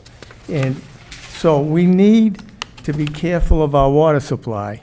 And this protects our water supply by limiting fast development. Now, I know that there's fast development going on by sky rises, and I don't know if that will affect, this won't affect that. But if we put businesses on water restrictions or take the water away, that's going to hurt our tax base. That's going to hurt our town, and that could put us in receivership. And I'm very concerned about going into receivership. Thank you. Okay, thank you, Bill. All right, anybody else in the audience? No? Anybody on the board have any questions, comments? All right, it shouldn't be. Make a motion to recommend favorable action on Article 23. Second? Second, all those in favor? Aye. Opposed, abstained, 500. Next one, Article 24, to see the town will zone its zoning bylaws, Section 13, site plan, 13.14, appeals, to amend the time frame from 30 to 20 days, and the text to be deleted, and the text to be added is underlined. So that's how we did it, and I think you brought this forward, and it just goes along with every other appeal, correct? Correct. I don't know if the public knows, site plan review isn't really dictated from 40A, whereas special permits are. So that's why having that change from 30 to 20 keeps it consistent with what applicants are used to for special permits or variances. And also subdivision. Yep, It's yep. 20 days. Thank you. So the only thing out of whack in this whole thing was just site plan. Yep, And now we're all even at 20. correct. Okay. I don't think we've ever had a site plan ever appealed. typically people don't No? care. And it's in-house too. It goes through Mr. Crowley first and the zoning board. No one's appealed them, so, okay. Anybody have any questions from the audience? There being none, any up here? No. Can I make a comment? Yep. So I don't have an issue with the number of days. Just wanted to state again that it seems better to do an appeal, not to the ZBA, to pit one board against the other. But that's my comment. Okay. All right. Can I make a motion for recommendation, favorable recommendation? Do I have a- Sec- do I have a second. second from Phil? All's in favor? Aye. Aye. All right. Okay. Rolling downhill, Pat. Article 25, this is a change to the dimensional regulations specifically for highway business. The proposal was to modify the side yard setback and the maximum height. Currently, highway business side yard setback is 25 feet. I'm sorry, currently side yard setback is 40 feet. The proposal is to reduce that to 25. For height, the current is 45 feet, but no more than 4 stories. The proposal is to increase it to 55 feet, but no more than 5 stories. Okay. And what, because since you brought this to our attention, Yeah. give us some background. So the support. reasoning really is looking at the highway business district. The town has a limited amount of highway business. It's a very, we're fortunate enough to have access to Route 1. It's a good commercial and economic asset. So obviously, we don't want to be anything out of the character of what Walpole is, but also thinking down the road of new development, having some flexibility, especially within side yard and then within height. Those were two figures that seem to be much larger than in comparison to other districts. And so a reduction to 25 from the side and an increase from 45 to 55 and no more than 5 stories look like would they be more or less modest increases to try to either entice or make the option available for new growth in the highway business district. Okay. Anyone from the audience have any questions, comments? All right. Oh. John? Just quick on this, there was a hotel built up by Walmart. It's 4 stories, rather large in size. And if this gets approved, it's just going to make it so that buildings can be even one more story higher than that, which, and also reducing the sideline setback with the higher height. It's jamming a lot into a small area, but overall, I just want to make that point. Okay, thank you. I'll start with John. If I recall right, when this was first brought to us, you were going to look into the minimum side setbacks and how the surrounding towns had, what type of requirements they had. Yeah, so that played a lot of factor, especially with the height. I think we're still less than Norwood, we're still less than Foxborough in terms of their maximum height allowance. Foxborough is a little different because they have a different economic district where Gillette is. I think that goes to 80 feet. Norwood, I believe, is actually 60. So trying to be in keeping with the surrounding area, but also thinking of the town, a modest increase, which... Well, not the height, but the side setback is what I was looking at. Side setbacks, I feel like that was also in comparison to Norwood, was actually, theirs is, I think, less than ours. But I didn't look too much into that. I think I mostly looked into height. Okay, I don't think the height is too much of an issue, especially since it's restricted to the highway business. The setbacks may be an issue depending on what individual cases. I probably wouldn't have brought up anything commercial is coming before us for site plan, right? No, not really.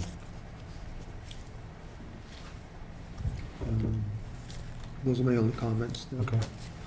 Okay. So I had to go to Boston today, and I purposely came home the VFW Parkway, Route 1, the whole way because of this.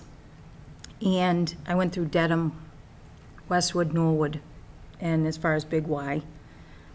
And the whole way, there's only one building that's 5 stories. Everything else is 4. Dedham, I didn't see anything over 4. and I consider Dedham much more built up than we are as a town. The one building is the hotel, if you know where the Chateau is, the Chateau Restaurant. The hotel right before it or after it, which, depending on which side of Route 1 you're coming. And the hotel, that property goes down, so that extra story is almost absorbed because it's down and back a little bit. I have no problem with the setbacks. I just am concerned about the height. If they, I was trying to envision it as I drove and look, do we have anything down? Maybe it would be sunk down, you wouldn't notice it so much, and I didn't see it.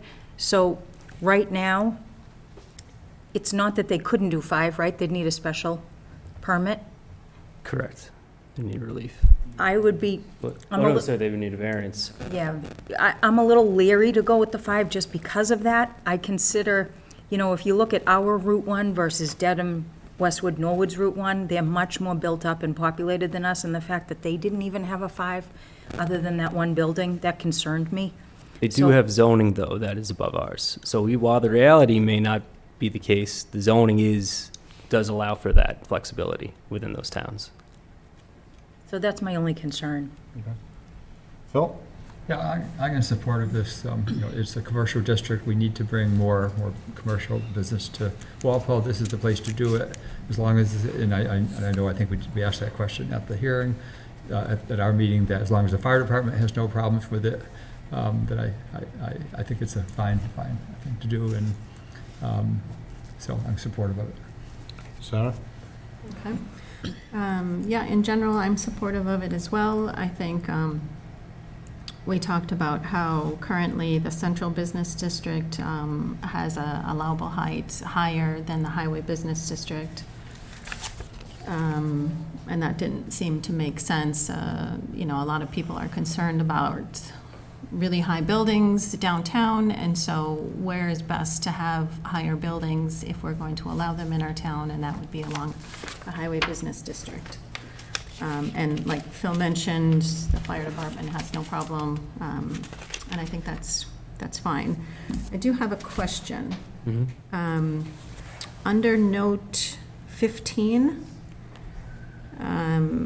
although it's not called out on this table, it says, when at least 30 parking spaces are provided at or below grade in the highway business or industrial districts, the building height may be increased by 12 feet. So I just wanted to make sure that we, close that loop. Are we saying that will stay, and so a building could go 12 feet beyond the 55, or do we want to strike highway business from that note? Do we want to, I think we just need to be cognizant of that note. That's your interpretation, right? Yeah. When you're down, like a cellar or something? No, so the way it's written is if you dedicate your first floor to parking, Yeah. you get a bonus floor up to go up 12 feet more higher, Oh, okay. is what it states.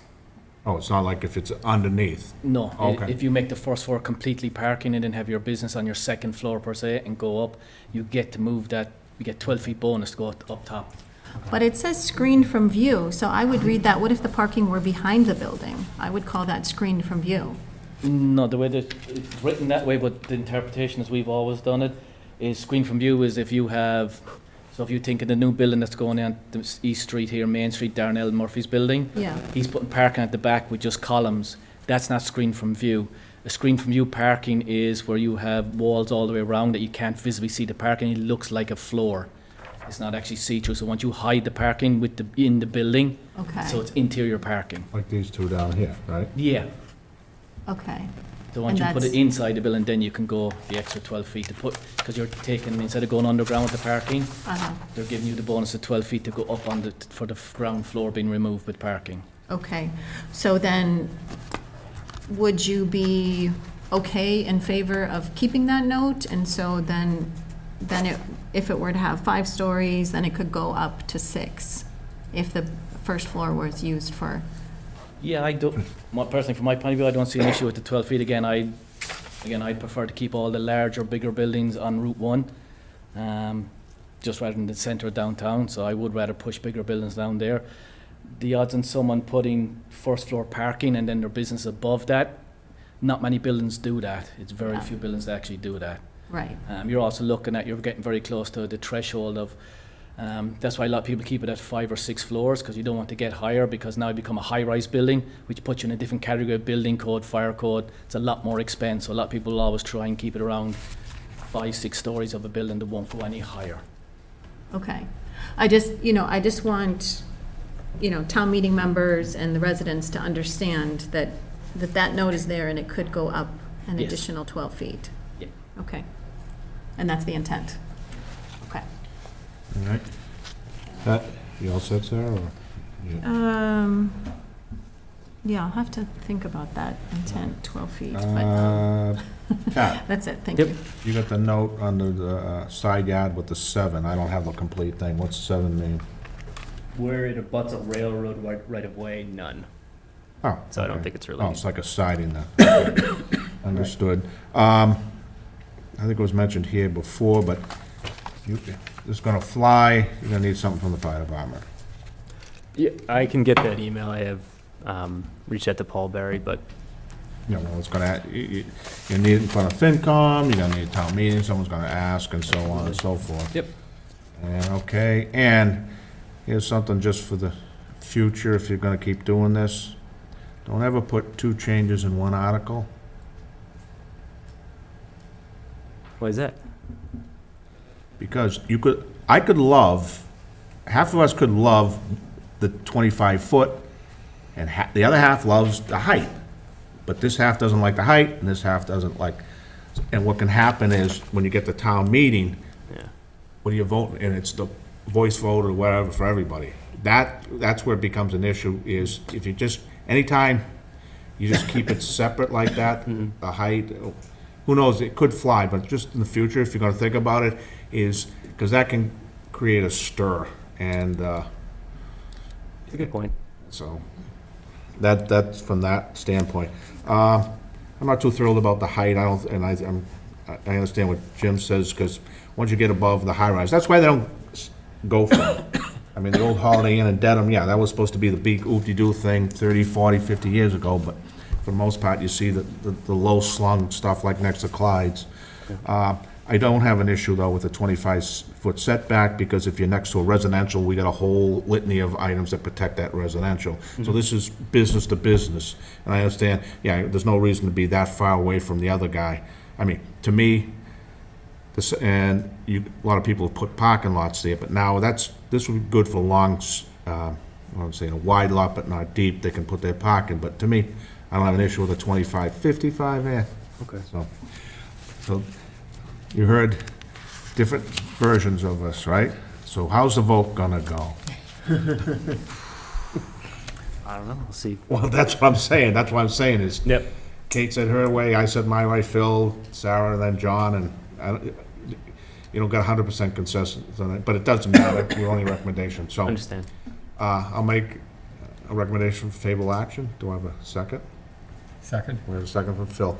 Okay, we got 3 choices. Favorable, not favorable, or abstain. So first one is all those in favor, say aye. Aye. Okay, all those opposed? Aye. And I'll abstain only because of the split. Okay. So it's, 311. 301, 311, yeah.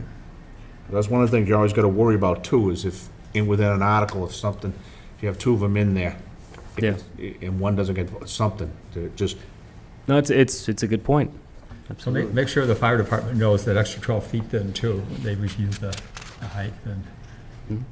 Yeah, it could be a critical thing, yeah. all right, next one, Article 26, see if the town will vote amend the zoning bylaws, use regulations, Table 5B13M and Table 5B13N as follows, to provide additional relief for garaging capacities, residential vehicles, text to be struck through and text to be, that is underlined. So what we've done is, we've taken, instead of having 3, you're gonna have 4 cars, and, Not more than one commercial. What? vehicle. Not more than one commercial vehicle, rather. then one more, okay. So, you've done this, and tell us. So your yeah, the research. reasoning is, you notice a lot more, especially just trends within predominantly single-family districts. The amount of residential vehicles at a home is not always in compliance with this existing bylaw. To be perfectly honest, I think you'd find a lot of people that are violating having more than 3 vehicles. So rather than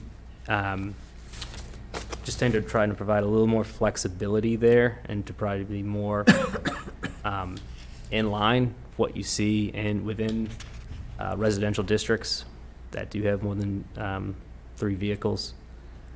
That's really the rationale there, is to try to just alleviate and provide a little more flexibility. It's also not having everyone going around getting ticketed, and this will be a zoning violation, so Yeah. someone would be out there every day ticketing cars. Yep. I'm here to help. Now, I got a quick question Yes. before I open it up, is, Jim, is there any, I always heard, I think it's a wives' tale, there's nothing that would stop me from building a 5-car garage, would there? Yeah, There would? This would? there was actually, under, in other definitions for garages, you're only allowed to build a 3-bay garage. You can Okay. go for more through a special permit. through Okay, zoning. all right, so if I was gonna have 2 bays, it's gonna get full of junk, I'd still have to go, okay, so, all right, so it isn't a wives' tale, it's you can only have 3, this one, you could probably go 4 if you wanted. Yeah, it's good. Okay. Through a special permit through the zoning.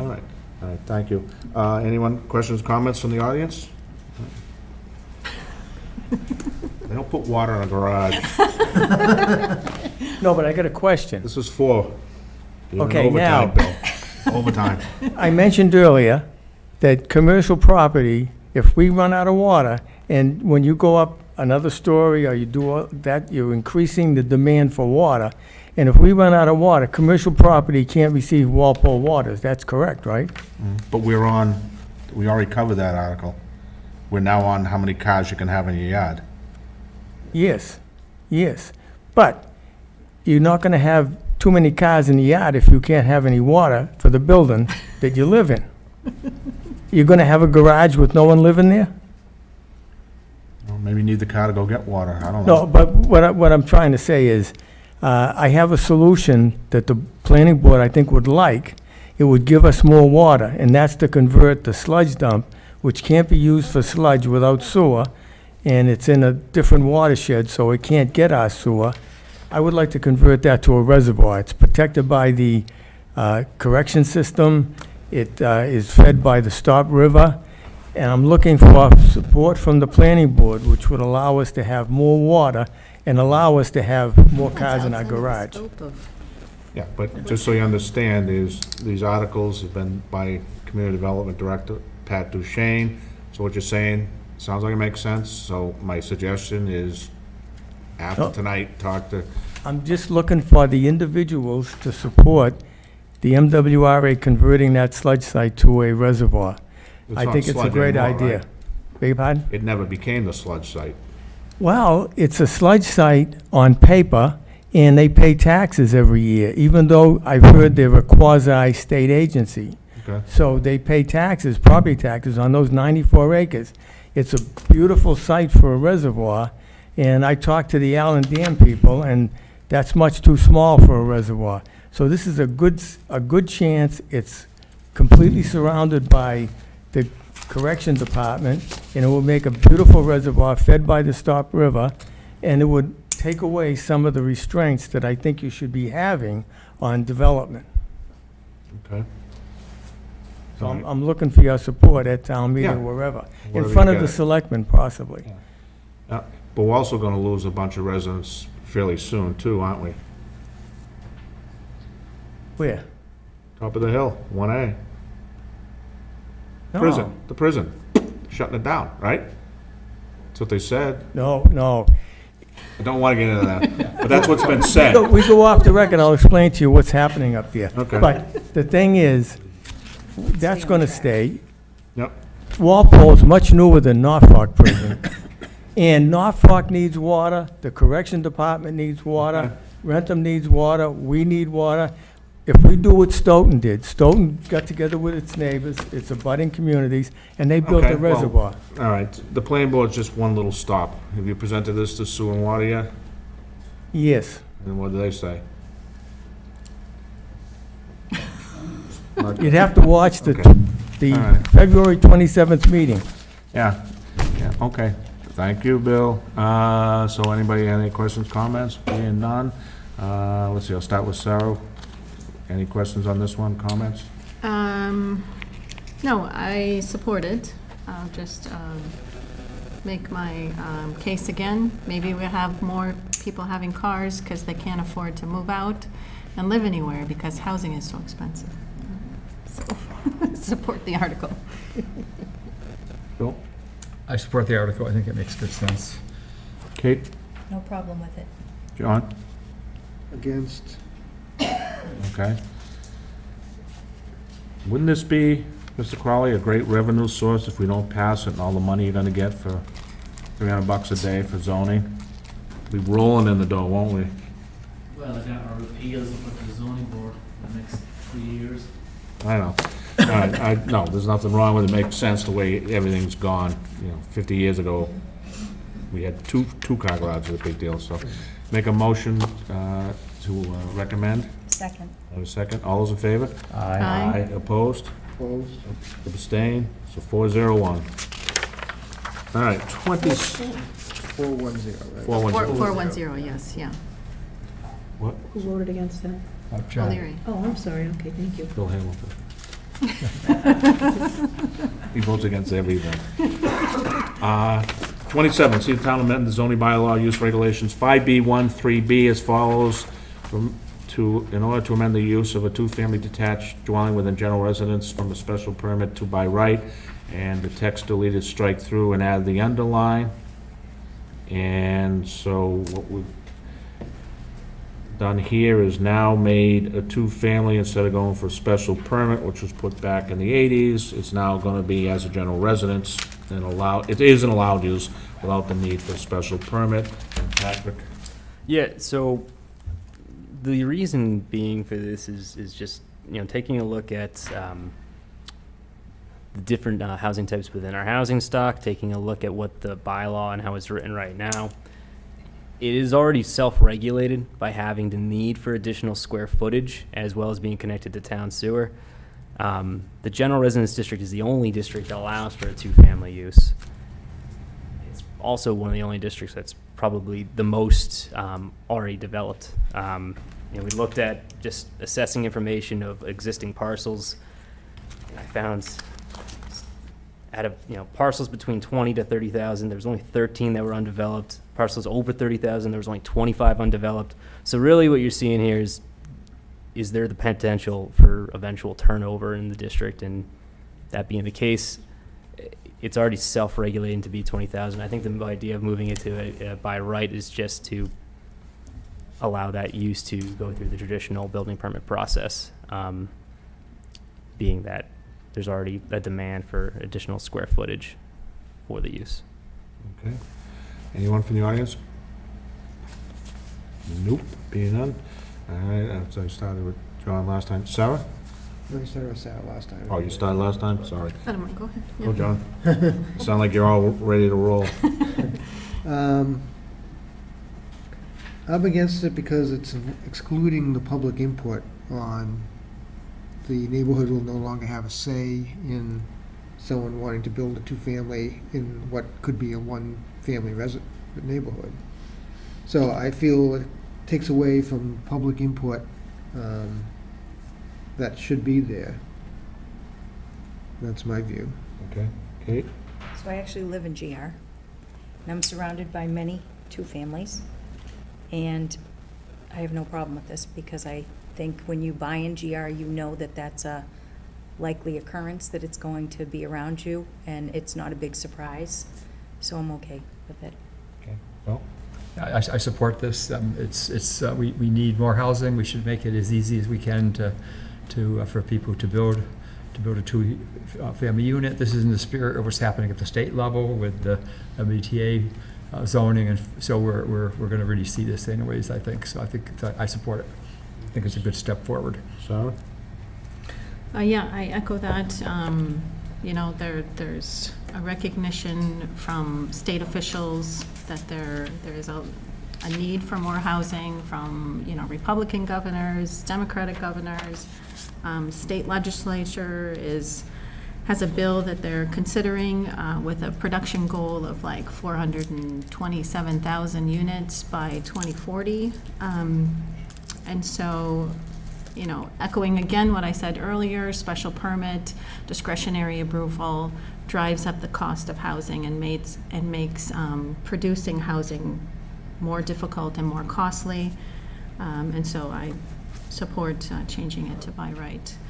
And I just wanted to add that I asked the assessors kind of the percentage of parcels within the GR. And for Article 27, there's about 18% as of today that would be eligible for something like this, so that are 20,000 square foot or above. So even within the GR, it's a smaller percentage. So yeah, the GR does allow more dense housing, but even within that area, it's only 18% of parcels that could even benefit from this allowed by right use.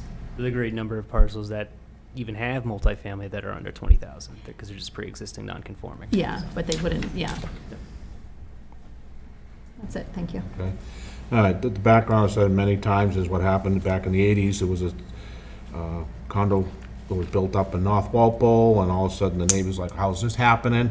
And they got all puffy and so they changed the zoning and they added this restriction to make any multifamily what do they call it, special permit, which kind of makes no sense, because how do you have an allowed use, but you still have to have a special permit? But as we heard John Lee before, a special permit doesn't mean you can't do it, it's just with conditions. So, but think about it, you got a two-family, you're gonna build it, and you meet all the criteria, why can't you? And I don't think it's necessary either, because it's not much different than a single, so. Just from the background, that's how that all came about, so. That being said, I'll make a motion for favorable action on Article 27. Second. There's a second. Okay, all those in favor? Aye. Aye. Aye.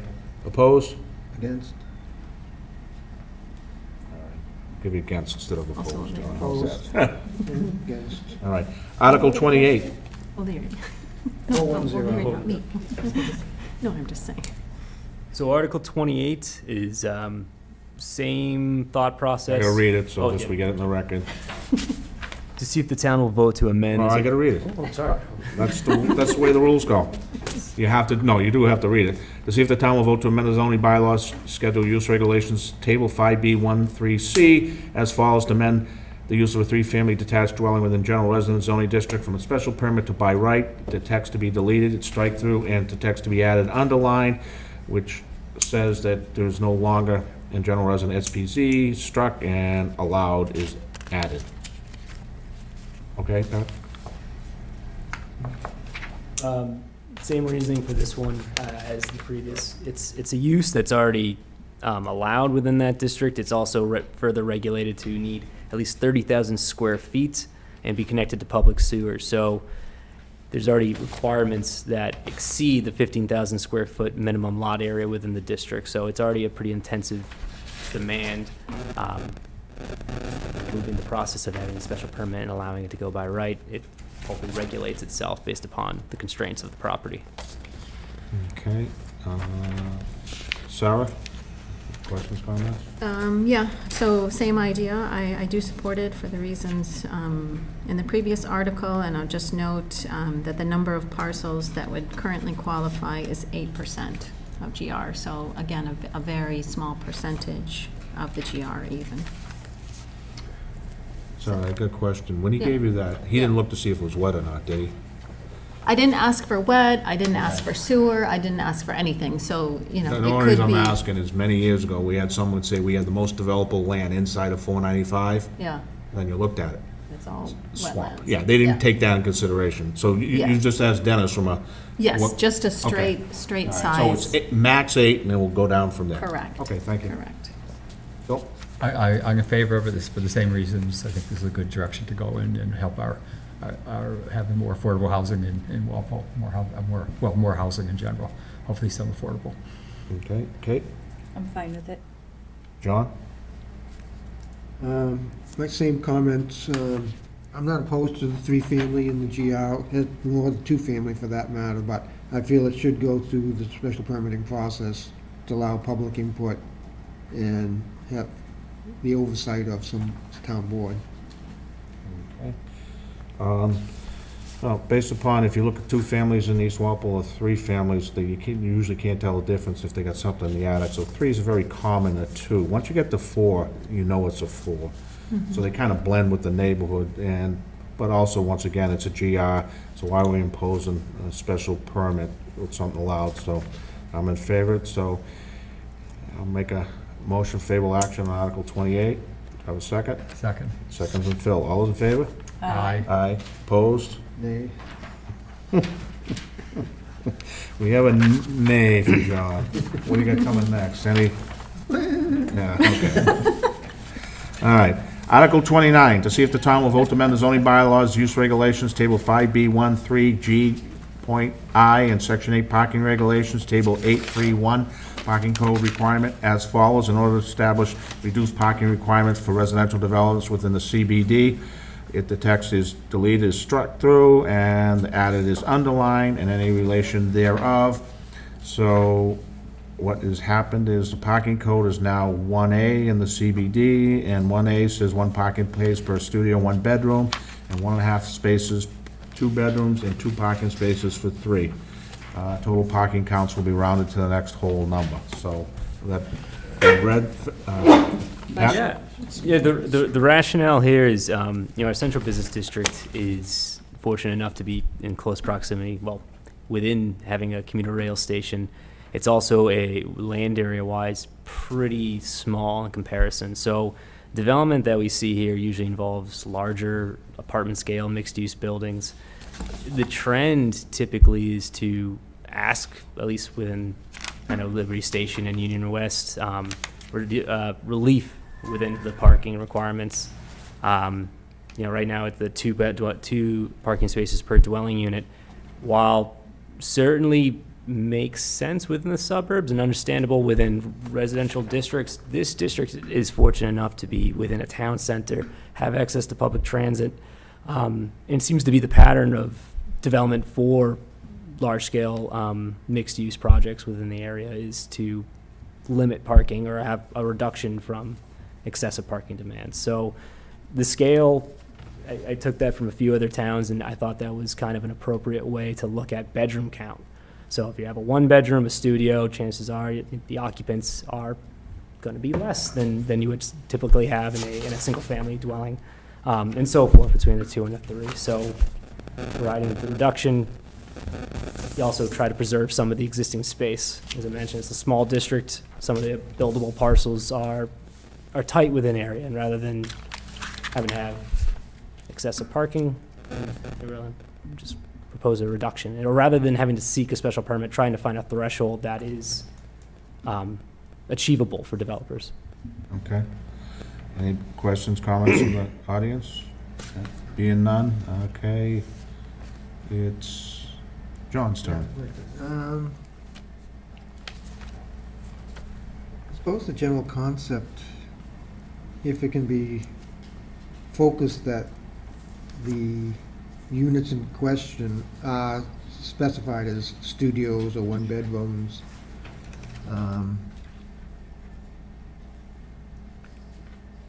or 2, well, and it's limited to CBD, okay, 2 bedrooms. It can probably work, although I'm not sure how it's working downtown right now. With these large units in place, I'm not sure how far they're wandering around to get to their parking spots they need. I have no major objections to it. Okay. Kate? So I think on paper it sounds good, but I think in reality it's not a reality, because I think if we were in the city, it would be a different situation, but I think a lot of these people, it gives relief to the the person building, but I think the people who are living there, a lot of them still have more cars than they can park. And I think that just shifts the burden towards the town, whether it be the police department, whether it be, you know, the DPW when they have to plow, whoever it may be. So I wouldn't have a problem with it if it was just for the studios and the one-bedrooms, but when we get into the twos, I hesitate because I don't think it's a reality. So I think we have to find a solution rather than just change the zoning. So I'm hesitant on this one. Okay. Phil? Yeah, I support this one. I think that we want to encourage people to have fewer cars, take public transportation. This is good in that direction.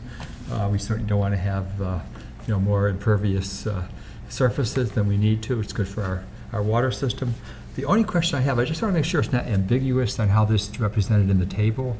And it may not be a problem, but, you know, because it's on the, Oh, that's a good point. you know, it's got within a BD zone, it talks about the area of 3.5 times the total gross area. So I just want to make sure that's not mixing apples and oranges, how that would be interpreted, and I would defer to the building commissioner whether that's a problem or not, having it attached to that particular use case. No, not in that use. The use case in the CBD with the gross floor area is going on the building size. The parking code is locked into the amount of units and apartments. So if you go a 2-story building, you're locked into number of units. If you're 3 stories, number of units, it does not affect the gross floor area of the building itself. So you have no problems with it? No, the parking doesn't get Yeah. counted towards. Yeah. You put your parking under the building, it's not counted towards your gross floor area. Thank you. Sarah? Okay. Yeah, I'm fully in support of this. Parking is another thing that really drives up the cost of housing and drives up the cost of development. It also leads to a less walkable town center, and I'm in favor of having our town center be walkable, pedestrian-friendly, accessible by public transit, by walking, by bike, by any other means. And the values that you've proposed, I think, are perfectly reasonable and really very consistent with the 2 recent projects, Liberty Station and 95 West. I don't have those comparisons exactly, but I know we did They look were like at it. 5.3 or something, Yeah, they were- 5.4. So, I mean, I'm sorry, 1.4, 1.5. Liberty Station was a 1.38 parking count, so 1.38 parking spaces per dwelling unit. Yeah, Union West was 1.22 spaces per dwelling unit. So both projects sought relief, were granted that relief. And I just want to speak to Mr. Larry and Mr. Turco-Beatty. I totally understand, because there has been some discussion about, well, we have cars parking within town lots. I guess my comment to that is a lot of that comes down to how a lease agreement is worked between a tenant and a landlord. And so, not to say we should be the one responsible for making sure that they provide parking, but I think there's also some ownership on a property owner when they're leasing their unit to make sure that what is granted for parking is what is actually the reality. Not to point the blame or go anywhere with that, but both applicants, or I guess both projects, thought that it was viable for the project to seek that relief, and I think there's some follow-up that may have needed to be done after it was actually built.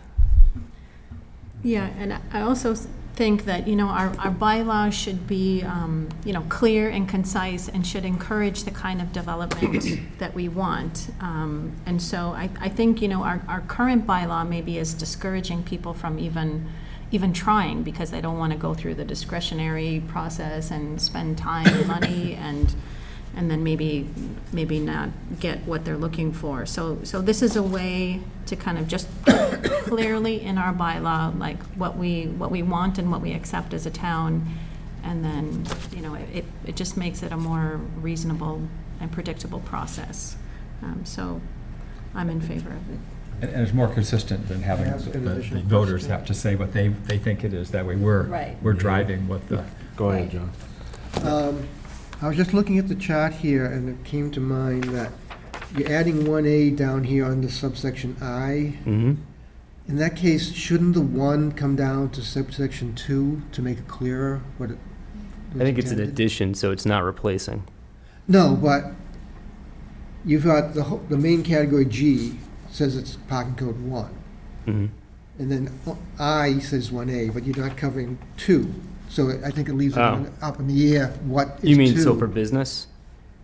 Within business, yeah. I guess I would keep that consistent with how it is, because the business district is not the central business district, and it doesn't have the same resources of public transit. No, he's Well, just yeah, saying, I just mean, note keep it the it. same, but just Oh, move the put 1 no- oh, down to It's good. there. Okay, yep. That would seem to be clearer, because you're having a 1 and a 2, code each one separately if you're breaking them up, yeah. That's a good point. Yeah. Okay. that kind of was my question. I was trying to make sure. Okay, I thought you might have been going in that I was way, trying to but make sure it was wasn't consistent, it wasn't ambiguous what, We talked about it earlier as well, but, yeah. yeah. Okay.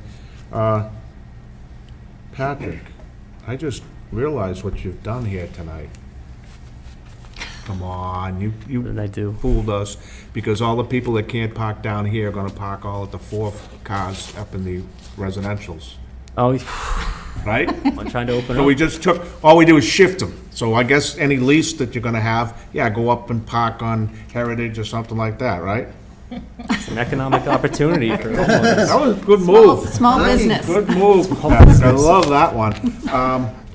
We only have stadium parking in South Walpole. Yeah, well, That'll get people walking to that's their another cars. thing. Yeah, so we're walking to, Encourage walking. CBD parking. Yeah, so the other thing is, this doesn't necessarily knock out the impervious. You can build a bigger building with this. Well, you would have, you'd have Yeah, structure. because you eliminate, an average parking place probably takes up 300 square feet if you figure the width and then and Bigger add that. building means more residential, so that's Well, you a still need to be positive. compliant with Oh, the well, that's not dimensional necessarily positive. regulations. What? You'd still need to be compliant with the dimensional regulations, so that's, No, what I'm saying is, if you take a half a space away, yeah. that's, I'd say 150 square feet less that he has to put for parking, and that can Okay. go to the building. It's good, yeah. but it could be fitting True. in the same Um, footprint, depending on how they do it. No, but do you understand is, Yeah. if I have to have X amount of parking for this building, I reduce the parking, I can make my building bigger. So that's one of the side things that Yep. should be recognized. Let's see, more apartments I have, yeah, it's not gonna change the impervious, because I just build a bigger building. And this is for Mr. Crowley, I don't know if you can answer, it's more of a police thing, but we haven't seen, I don't think, the peak effect of the 2 big apartment buildings. I know you're not necessarily in it, it'd be more of a police thing, went through the COVID crap, and now, and we haven't had a winter. And that's usually where we see it. Have you seen any, I mean, it's kind of hard to judge, would you say, how that's working so far? So last year, we did have an issue with police and DPW with building 1034 East Street. Their tenants signed leases with 1 parking spot, and there was people there with 2 or 3 cars, and they were parking on town streets and in private lots. So when the winter comes, the town does have an ordinance that you can't do street overnight parking. Yep. But as most times it never gets enforced until, let's say, we need to snow plow or clear the lots. So there was an issue for a while there when we got snow last year that a lot of cars were being ticketed and towed. And we got a lot of pushback from the residents, but we put it back on them going, you signed a lease for 1 car. Well, I think like a year and a half ago, they all weren't 100% occupied. I think they're pretty close now. But the other thing is, the question is, you mentioned about, should the town provide public parking? We must have spent $2 million worth of public parking signs everywhere downtown. You go this way, you go this way, you go I call it parking sign pollution. How many we put up? I'm gonna guess we've had to put up over 30. People didn't know about the Well, you got think the that's- front and the back, so It used to be that's- hard to find our public parks. It's not hard. Everybody has GPS, everybody knows. forever. No, well, then maybe you shouldn't be driving, but if you come up like in Elm Street, they show you coming this way, so now you gotta go by Delaney's and come down this, or you see this. We want to encourage people to No, come to our town It's center. 100% overkill. Support I our think, small but- businesses. But now, They but, can't get lost. what? They can't get lost. That's true. Yeah, but now what you just said before that is, we're encouraging this, all these signs, but then you said, well, we don't want parking overnight.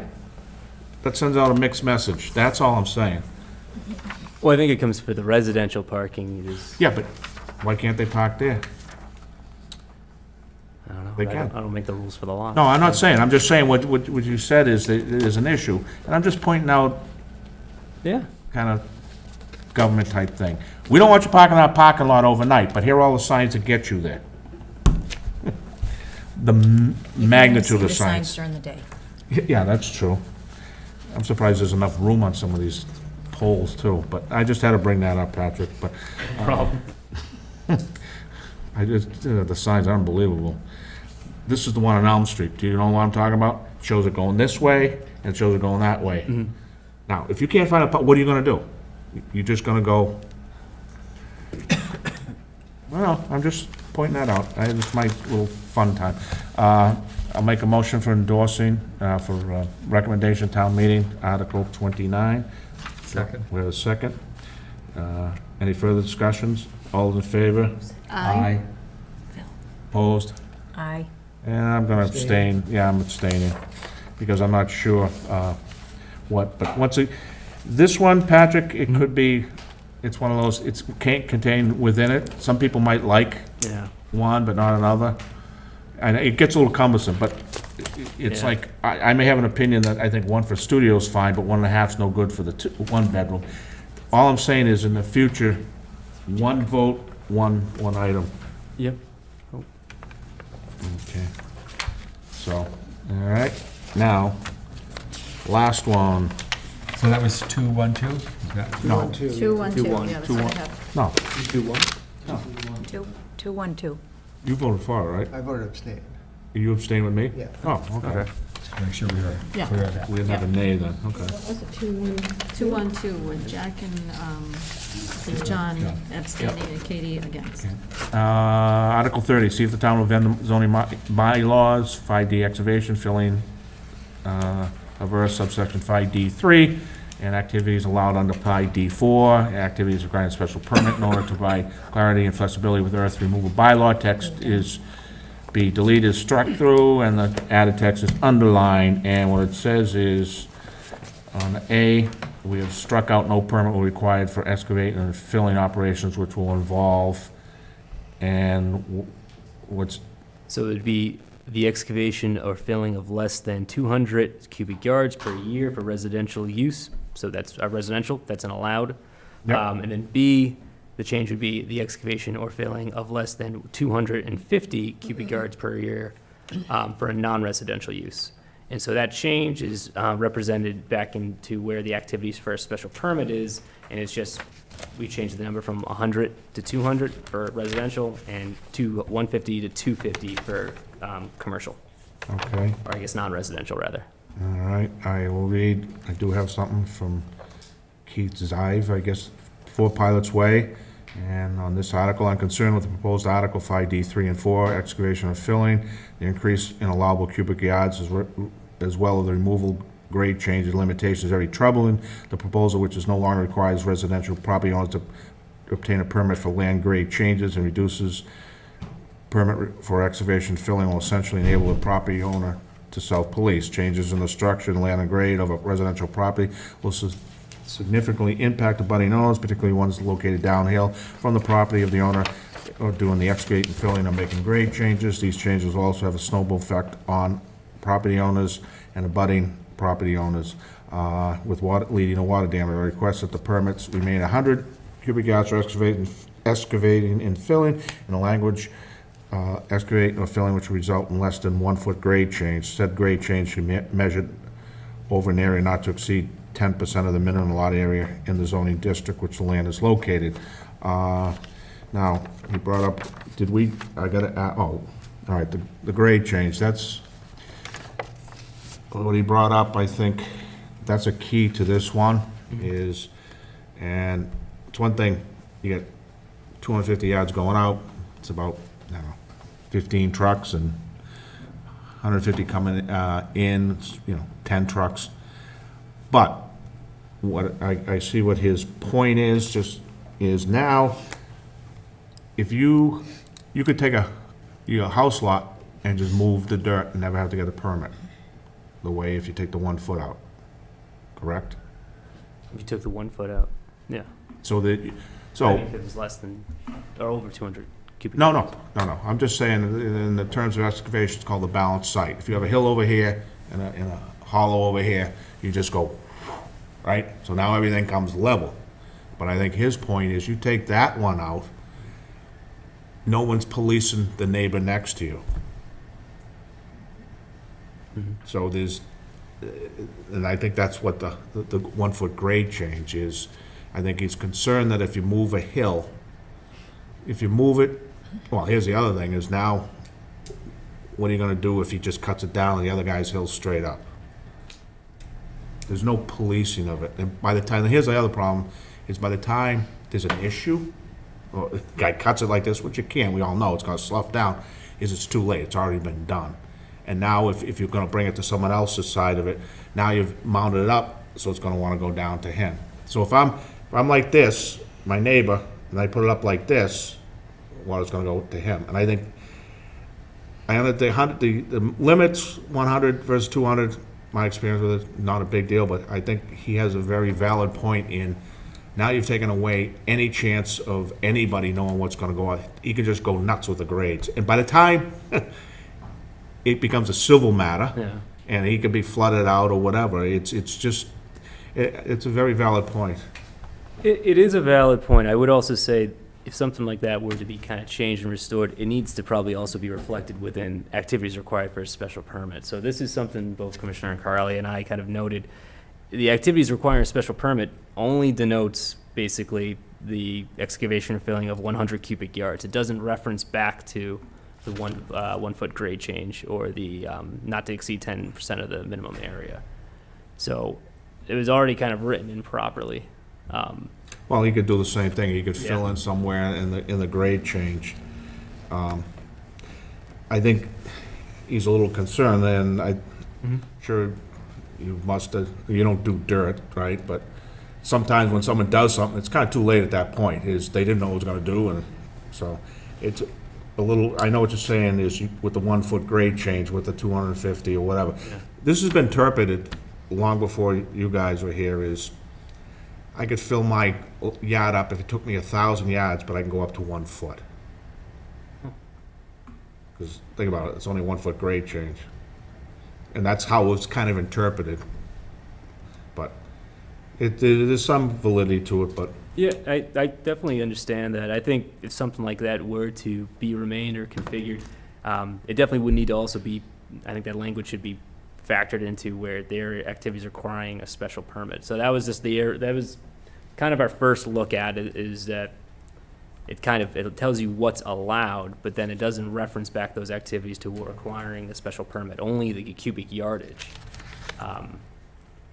which just seems to just be an oversight. okay, well, that's, I can understand where he's coming from. I'd be a little concerned too, but anyway. Anybody, audience? Ma'am? If I know you, I would've taken him out of order if I know you were coming up last. You could've been home an hour ago. Well, it's past my bedtime, so I'm Kathleen Watson from Pilot's Way, and I am opposed to any changes in this, because if Pilot's Way is a hill, and we're kind of a terraced neighborhood, so if someone above me changes the grade, it impacts my land significantly. It has in the past. About 20 years ago, we had an issue with water in the basement. We spent thousands of dollars to fix that, and now it's happening again with this change, and so I am opposed to it. I believe that it should require a permit. 200 cubic feet is a vast amount of soil in a small lot. And if you're going to be doing it, and I did a measurement, and I determined that from that partition there to the back wall, from floor to ceiling, is about 200, a little bit less than 200 cubic feet. Yeah, That's a cubic lot yards. of land. Don't allow cubic yards. Yards. not Excuse me, feet. cubic yards, sorry. So I think that if a change of grade is to exceed 1 foot, then an engineered plan should be put into effect, that it should be on the onus of the person wanting to change their land topography, And this does not really even use the word topography in stating how the land can change, especially on a hilly property area.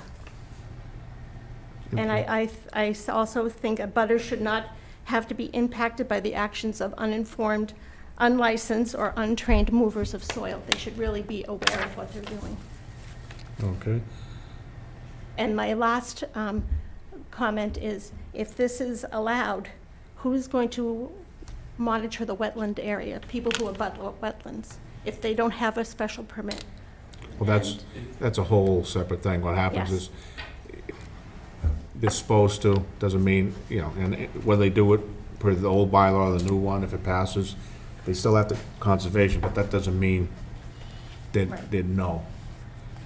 Typically what happens is, your neighbor plows into your yard and makes you mad, and then you call down here and say, hey, there's a swamp there, and then it goes ba-boom. But, Right. and it's, I know what you're saying is, if you're just clearing something for backyard and you got kids, you want a little soccer, you don't probably feel the need that you've got to come down here. And if you push it near the wetlands, you know, you don't know, you know, most people don't know the 100-foot setbacks and all that. So, no, I can understand what you're coming from. And as you said, unlicensed, I mean, a lot of times guys can do it on the weekend, or rent it, a backhoe or something, so. And as I said, we're on a hill, so it's terraced. So there's a flat land and then a slope. And then once you start changing that level by adding soil, you're changing the slope, which means the water is going to percolate or run in an area where it hadn't before. And someone really needs to be aware of that. Okay. I know the sign, I see it all, where's Pilot's Way? Okay. Where is it? Pilot's? Pilot's Way is Yeah. off of Albany between okay. Pemberton and the wetlands, kind Yeah, of. that's where I've seen it. Yep, Okay. All right, thank you. okay. What was the driving force behind this, Patrick, is? One, to kind of clean up the language to try to be more direct, as well as to probably, the idea of increasing the cubic yardage was to also kind of be looking at neighboring areas and something that is, like you mentioned, if it's a residential use where it's just someone grading their backyard, rather than having to seek a special permit, be something that's kind of more practical for that change. I do want to reference that, you know, excavation or filling of earth that's done as an incidental use. So that's for something that's for the construction of a building, a walkway, a pool, anything of that matter. That's handled in-house. This is really just the special permit aspect, where if you're doing it solely for the grading, where you would need to go to the ZBA. Someday we're gonna have a big clash on incidental, because what's incidental to the builder is not incidental to me. Meaning that, yeah, I wanted my pool 20 feet in the ground. 20 feet in the ground. Well, there's reasons for all that, but it's, like I said, incidental can, you know, if I want to put a pool next to somebody, now you're going to affect their yard. That, it kind of spins, but I can see people, one of the things I'll say is, judges from most people at town meeting who don't get into this, I think everybody can understand that, you know, what dirt moving can do, and it could be a, what do you call it, I don't want to say a tough road to hoe for you guys, but something, I understand to make it more clear, that's 100%. Now the yardage, but this, so, you know, I'm gonna say good luck to that one, on that, because you can see, as these people, if you wanna come back up? Yep, wanna get their input, because this is stuff you're gonna hear from other people, which is good. Kevin Plunkett, Pilot's Way. Just a comment to what she said. This is 200 cubic feet per year. Cubic yard. Yards. Sorry, same mistake. Very important difference. 27 cubic feet make a cubic yard. Yes. So just wanted to add that per year. That could be done every year under this change. Yes, Where does it say that, Pat? I'm looking. top of A, 3A. Per year Yeah, for, per year. under B, for non-residential use. Or for- B. Both of them are A per or B, year, yeah. Everything is per year. Okay, no, that's. How do you, you know, I'm digging, I know it's a little late, but how do you define a year? I guess calendar I'd year. have to go to the commissioner and how he would define it when it comes to. Yeah, so it's again, if we're notified of this happening, we're going to classify the year from when they do it, when they start to work on it. Okay. Start the clock from then. All right, because I just questioned, like, December 31st, I'm out having a ball, and to January 1st, it's a new year to me. Yeah.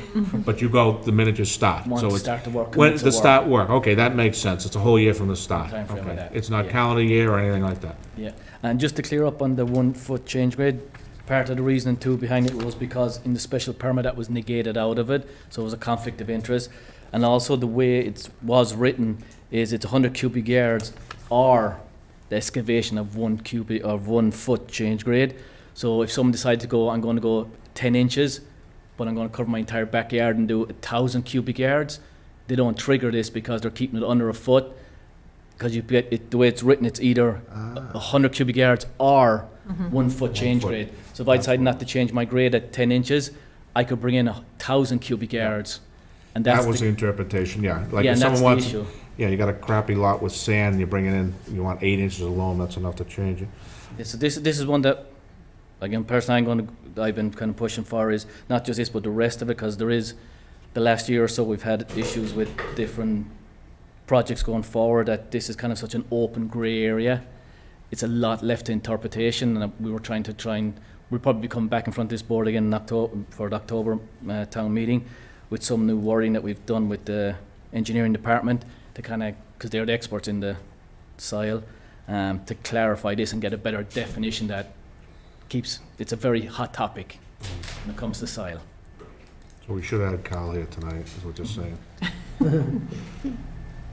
Okay, thank you. Did I go down? Everybody else? Did you speak? Okay, John? Through you, Mr. Chairman, can you give us an idea of how much 100 cubic yards is, or 200 cubic yards in measurements? Okay, cubic yard is 3 foot wide, 3 foot high, 3 foot deep, so it's a cube. So 100 cubic yards would be how many truckloads or something? Well, as I said it before, you're buying or you're selling. It's 15 cubic yards maybe to a truck. Yeah, you might get 12 to 14 or whatever. Cubic About a yards 10 to a wheel, truck. yeah. Depending on how it's fluffed up. Also So you're depends on talking the 8 truckloads or something from Yeah. what's allowed now, and you're gonna allow twice, they'd be allowing twice that much roughly. Okay, so it is quite a bit of material. I think the letter you mentioned and our comments from the audience raise a valid point about the grading. If you change 1 yard, you're affecting your neighbors. You'd think at the minimum, if they were to try to do something like that, they'd have to do some engineering to put up a retaining wall or something in some places to prevent drainage issues. Now, is that something that conservation would look at, or? Well, what would happen is they could still, even under the 100 yards right now, cause a problem, just by the way they're doing it. And typically, these don't get brought up till there's an issue from the neighbor. So, and you don't have control over this if they're under it, do you? If there's complaint about it? Yeah, say I push 100 yards up against someone's side of their yard, not on their yard, you're still on the 100-yard threshold, it's not a zoning violation, but if it's causing problems, isn't it just a civil at that point? Civil, yeah, we've nothing that takes topography or the neighbours in this town takes it, that's why we want to kind of rewrite this. Okay. You can move 99 cubic yards up against your neighbour, and it's a civil matter. Yep. So I guess, at first, looking at it, changing it from 100 to 200, that doesn't seem like a big number, yet it's several truckloads of earth involved.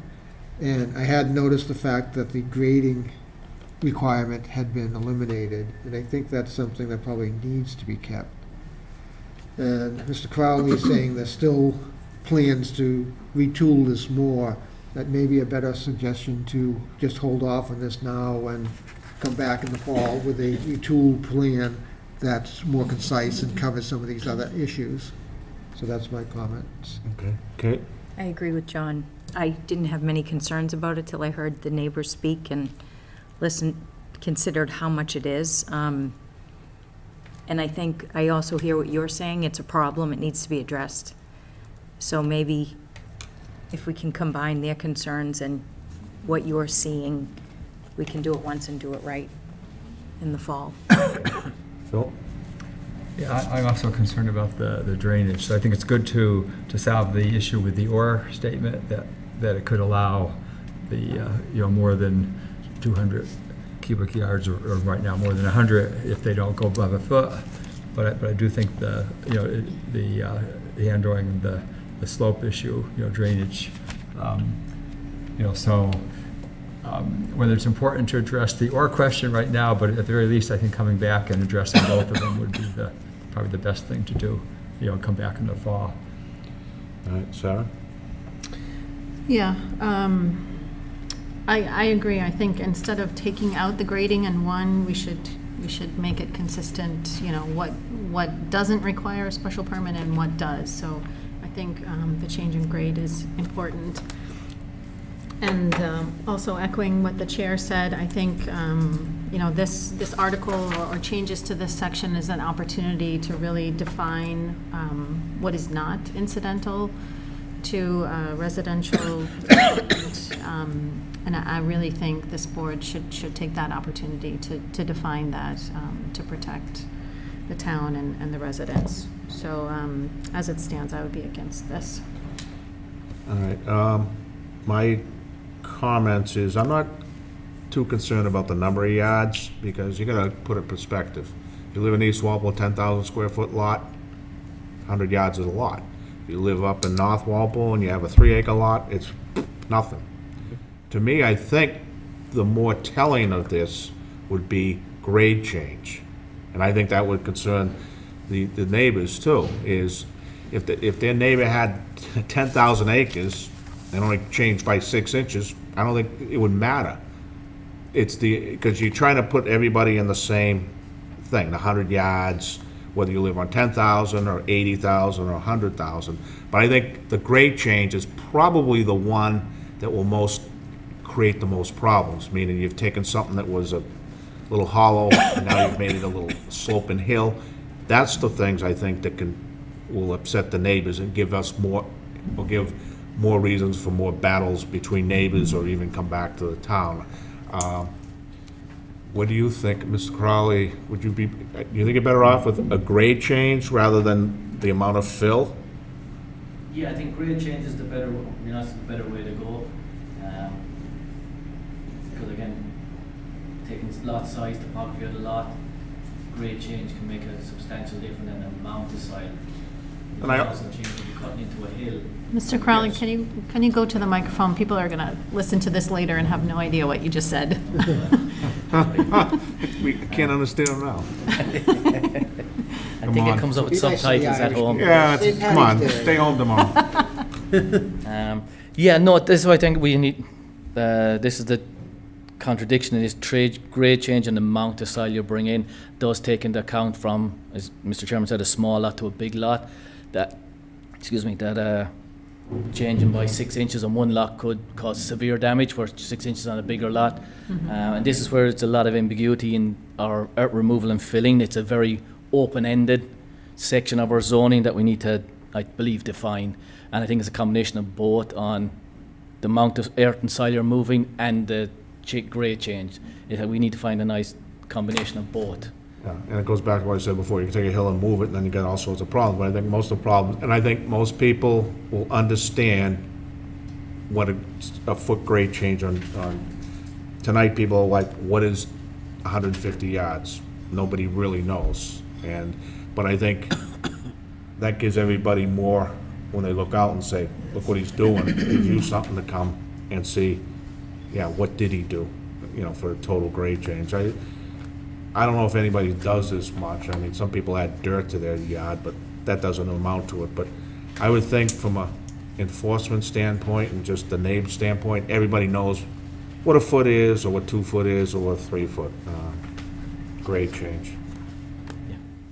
Yeah, the grade change of like cubic yards is a hard thing for people to define, where you find a threshold of how much you actually moved, where some people could think it's a significant amount, and actually, again, it's an example I've used before, is if you dig out a foundation, which everybody building a house nowadays averaging out 3,000 square foot house, you're probably putting out 1,000 cubic yards for a foundation, which is, again, not seen as much because it's the foundation.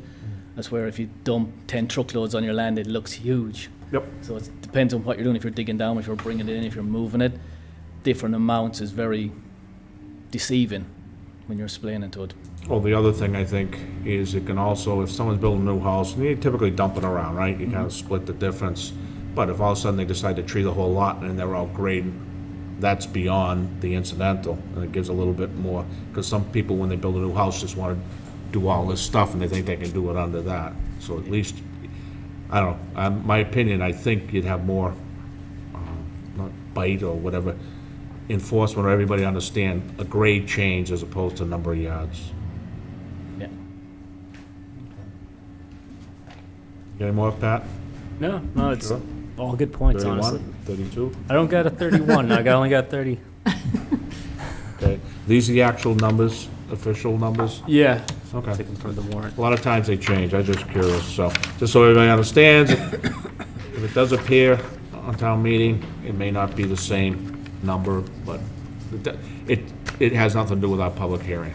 So, we've had changes in the past, so people go, oh, I thought it was Article 22. No, they end up moving them. Does that mean these are how many articles, do you know? Do you do a vote I on think that? there's actually like Oh, yeah, I'm 31, sorry. but How many? I think there's actually 31, but the last one's not zoning really. All right, so this is at the end. Yeah. Oh, okay, so having dirt at the end, most people go, I'm out of here. All right, we need a vote on this one. Make a motion favorable action, or? Mr. Chair, Or do you want to make it? can we make a motion to like remand back to, Yeah, you can do that. You want to make that? I'd like to make that Remand back motion. to Remand back to committee? ourselves since it's a petition Yeah, of the planning board. remand back to committee. Yeah. Second. There's a second from Phil. All those in favor of the remand back to committee? Aye. Opposed? So it's been remanded back to you, Pat. You're our committee. So, You're the chairman, and he's just there. Mr. Chair, I'd just would like to make a quick, Yeah. just want to make a quick statement. I just want to thank Pat for pursuing these zoning articles. For anybody listening, zoning articles are very hard to write. There's a lot of iterations, and we want to thank Pat for presenting this, and it really gives the town a chance to improve our bylaws, fix a lot of problems, and those things that we might not have passed tonight. That'll be that further the discussion, and we'll see some of these in other forums later on. So I want to thank you, Pat, for taking all the time and doing all that work. Thank you.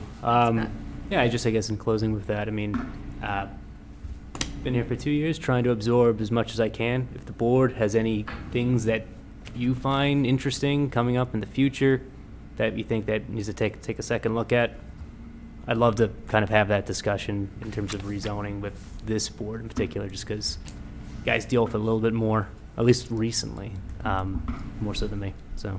Yeah, that's tomorrow at St. Patrick's Day. That's what I'm Not gonna love. tomorrow, I'm no. gonna love zoning talk. I just love good zoning talk. That will not be occurring. I'd also Not like on St. to, Patrick's Day. About 11 o'clock at night, too. I'd like to thank the public for showing up and being interested parties in what's going on in our town, and Mr. Crowley for coming here to answer his questions. Okay, now, before we go, you all set? Okay, we have one Thank more. you. Fine. We have a continued public hearing for Broome Court subdivision, 965 West Street, Walpole, Mass., and from Attorney Mackey and Mackey with regards to the above captioned matter. They asked for an extension up through April 30th, 2022, and with no public hearing testimony. So I'll make a motion to grant What was the date again? April 30th. What year? Extension, 2023. Okay. Yeah. So, two, I think. All right, so do I have a motion? Motion, so moved. Okay, and a second? Second. Okay, all those in favor for the, Aye. opposed, abstained. And he wanted on, he wants to do it on, he didn't say, did he? Well, our extension's only till the 30th, which means we have to That's put it it on We the gotta do 6th. it in April. 20th. Or the 20th. Okay, the 20th, all right. You need to know we do have a full night. But, Well, if he's, okay. what do you want me to do? Change it to 24? So we have 7:10, 7:13, 7:14, 7:15, Oh, that's all and a Bristol scenic boys. road Yep. at 7, so I guess 7:30 Okay. on April 20th? We'll continue this public hearing on April 20th, is it? Yeah, At 7:30, yeah. and there'll be no notification, it's just, if it continues, at 7:30 PM. Okay. And that's all we had, right? That's it. All right, make a motion to adjourn? Second. There's 2 seconds, all in favor? Aye. Aye. All right, We have a nay? John? No nays? I said, yeah, aye. No, I We said I wanted want. you to, me like a horse.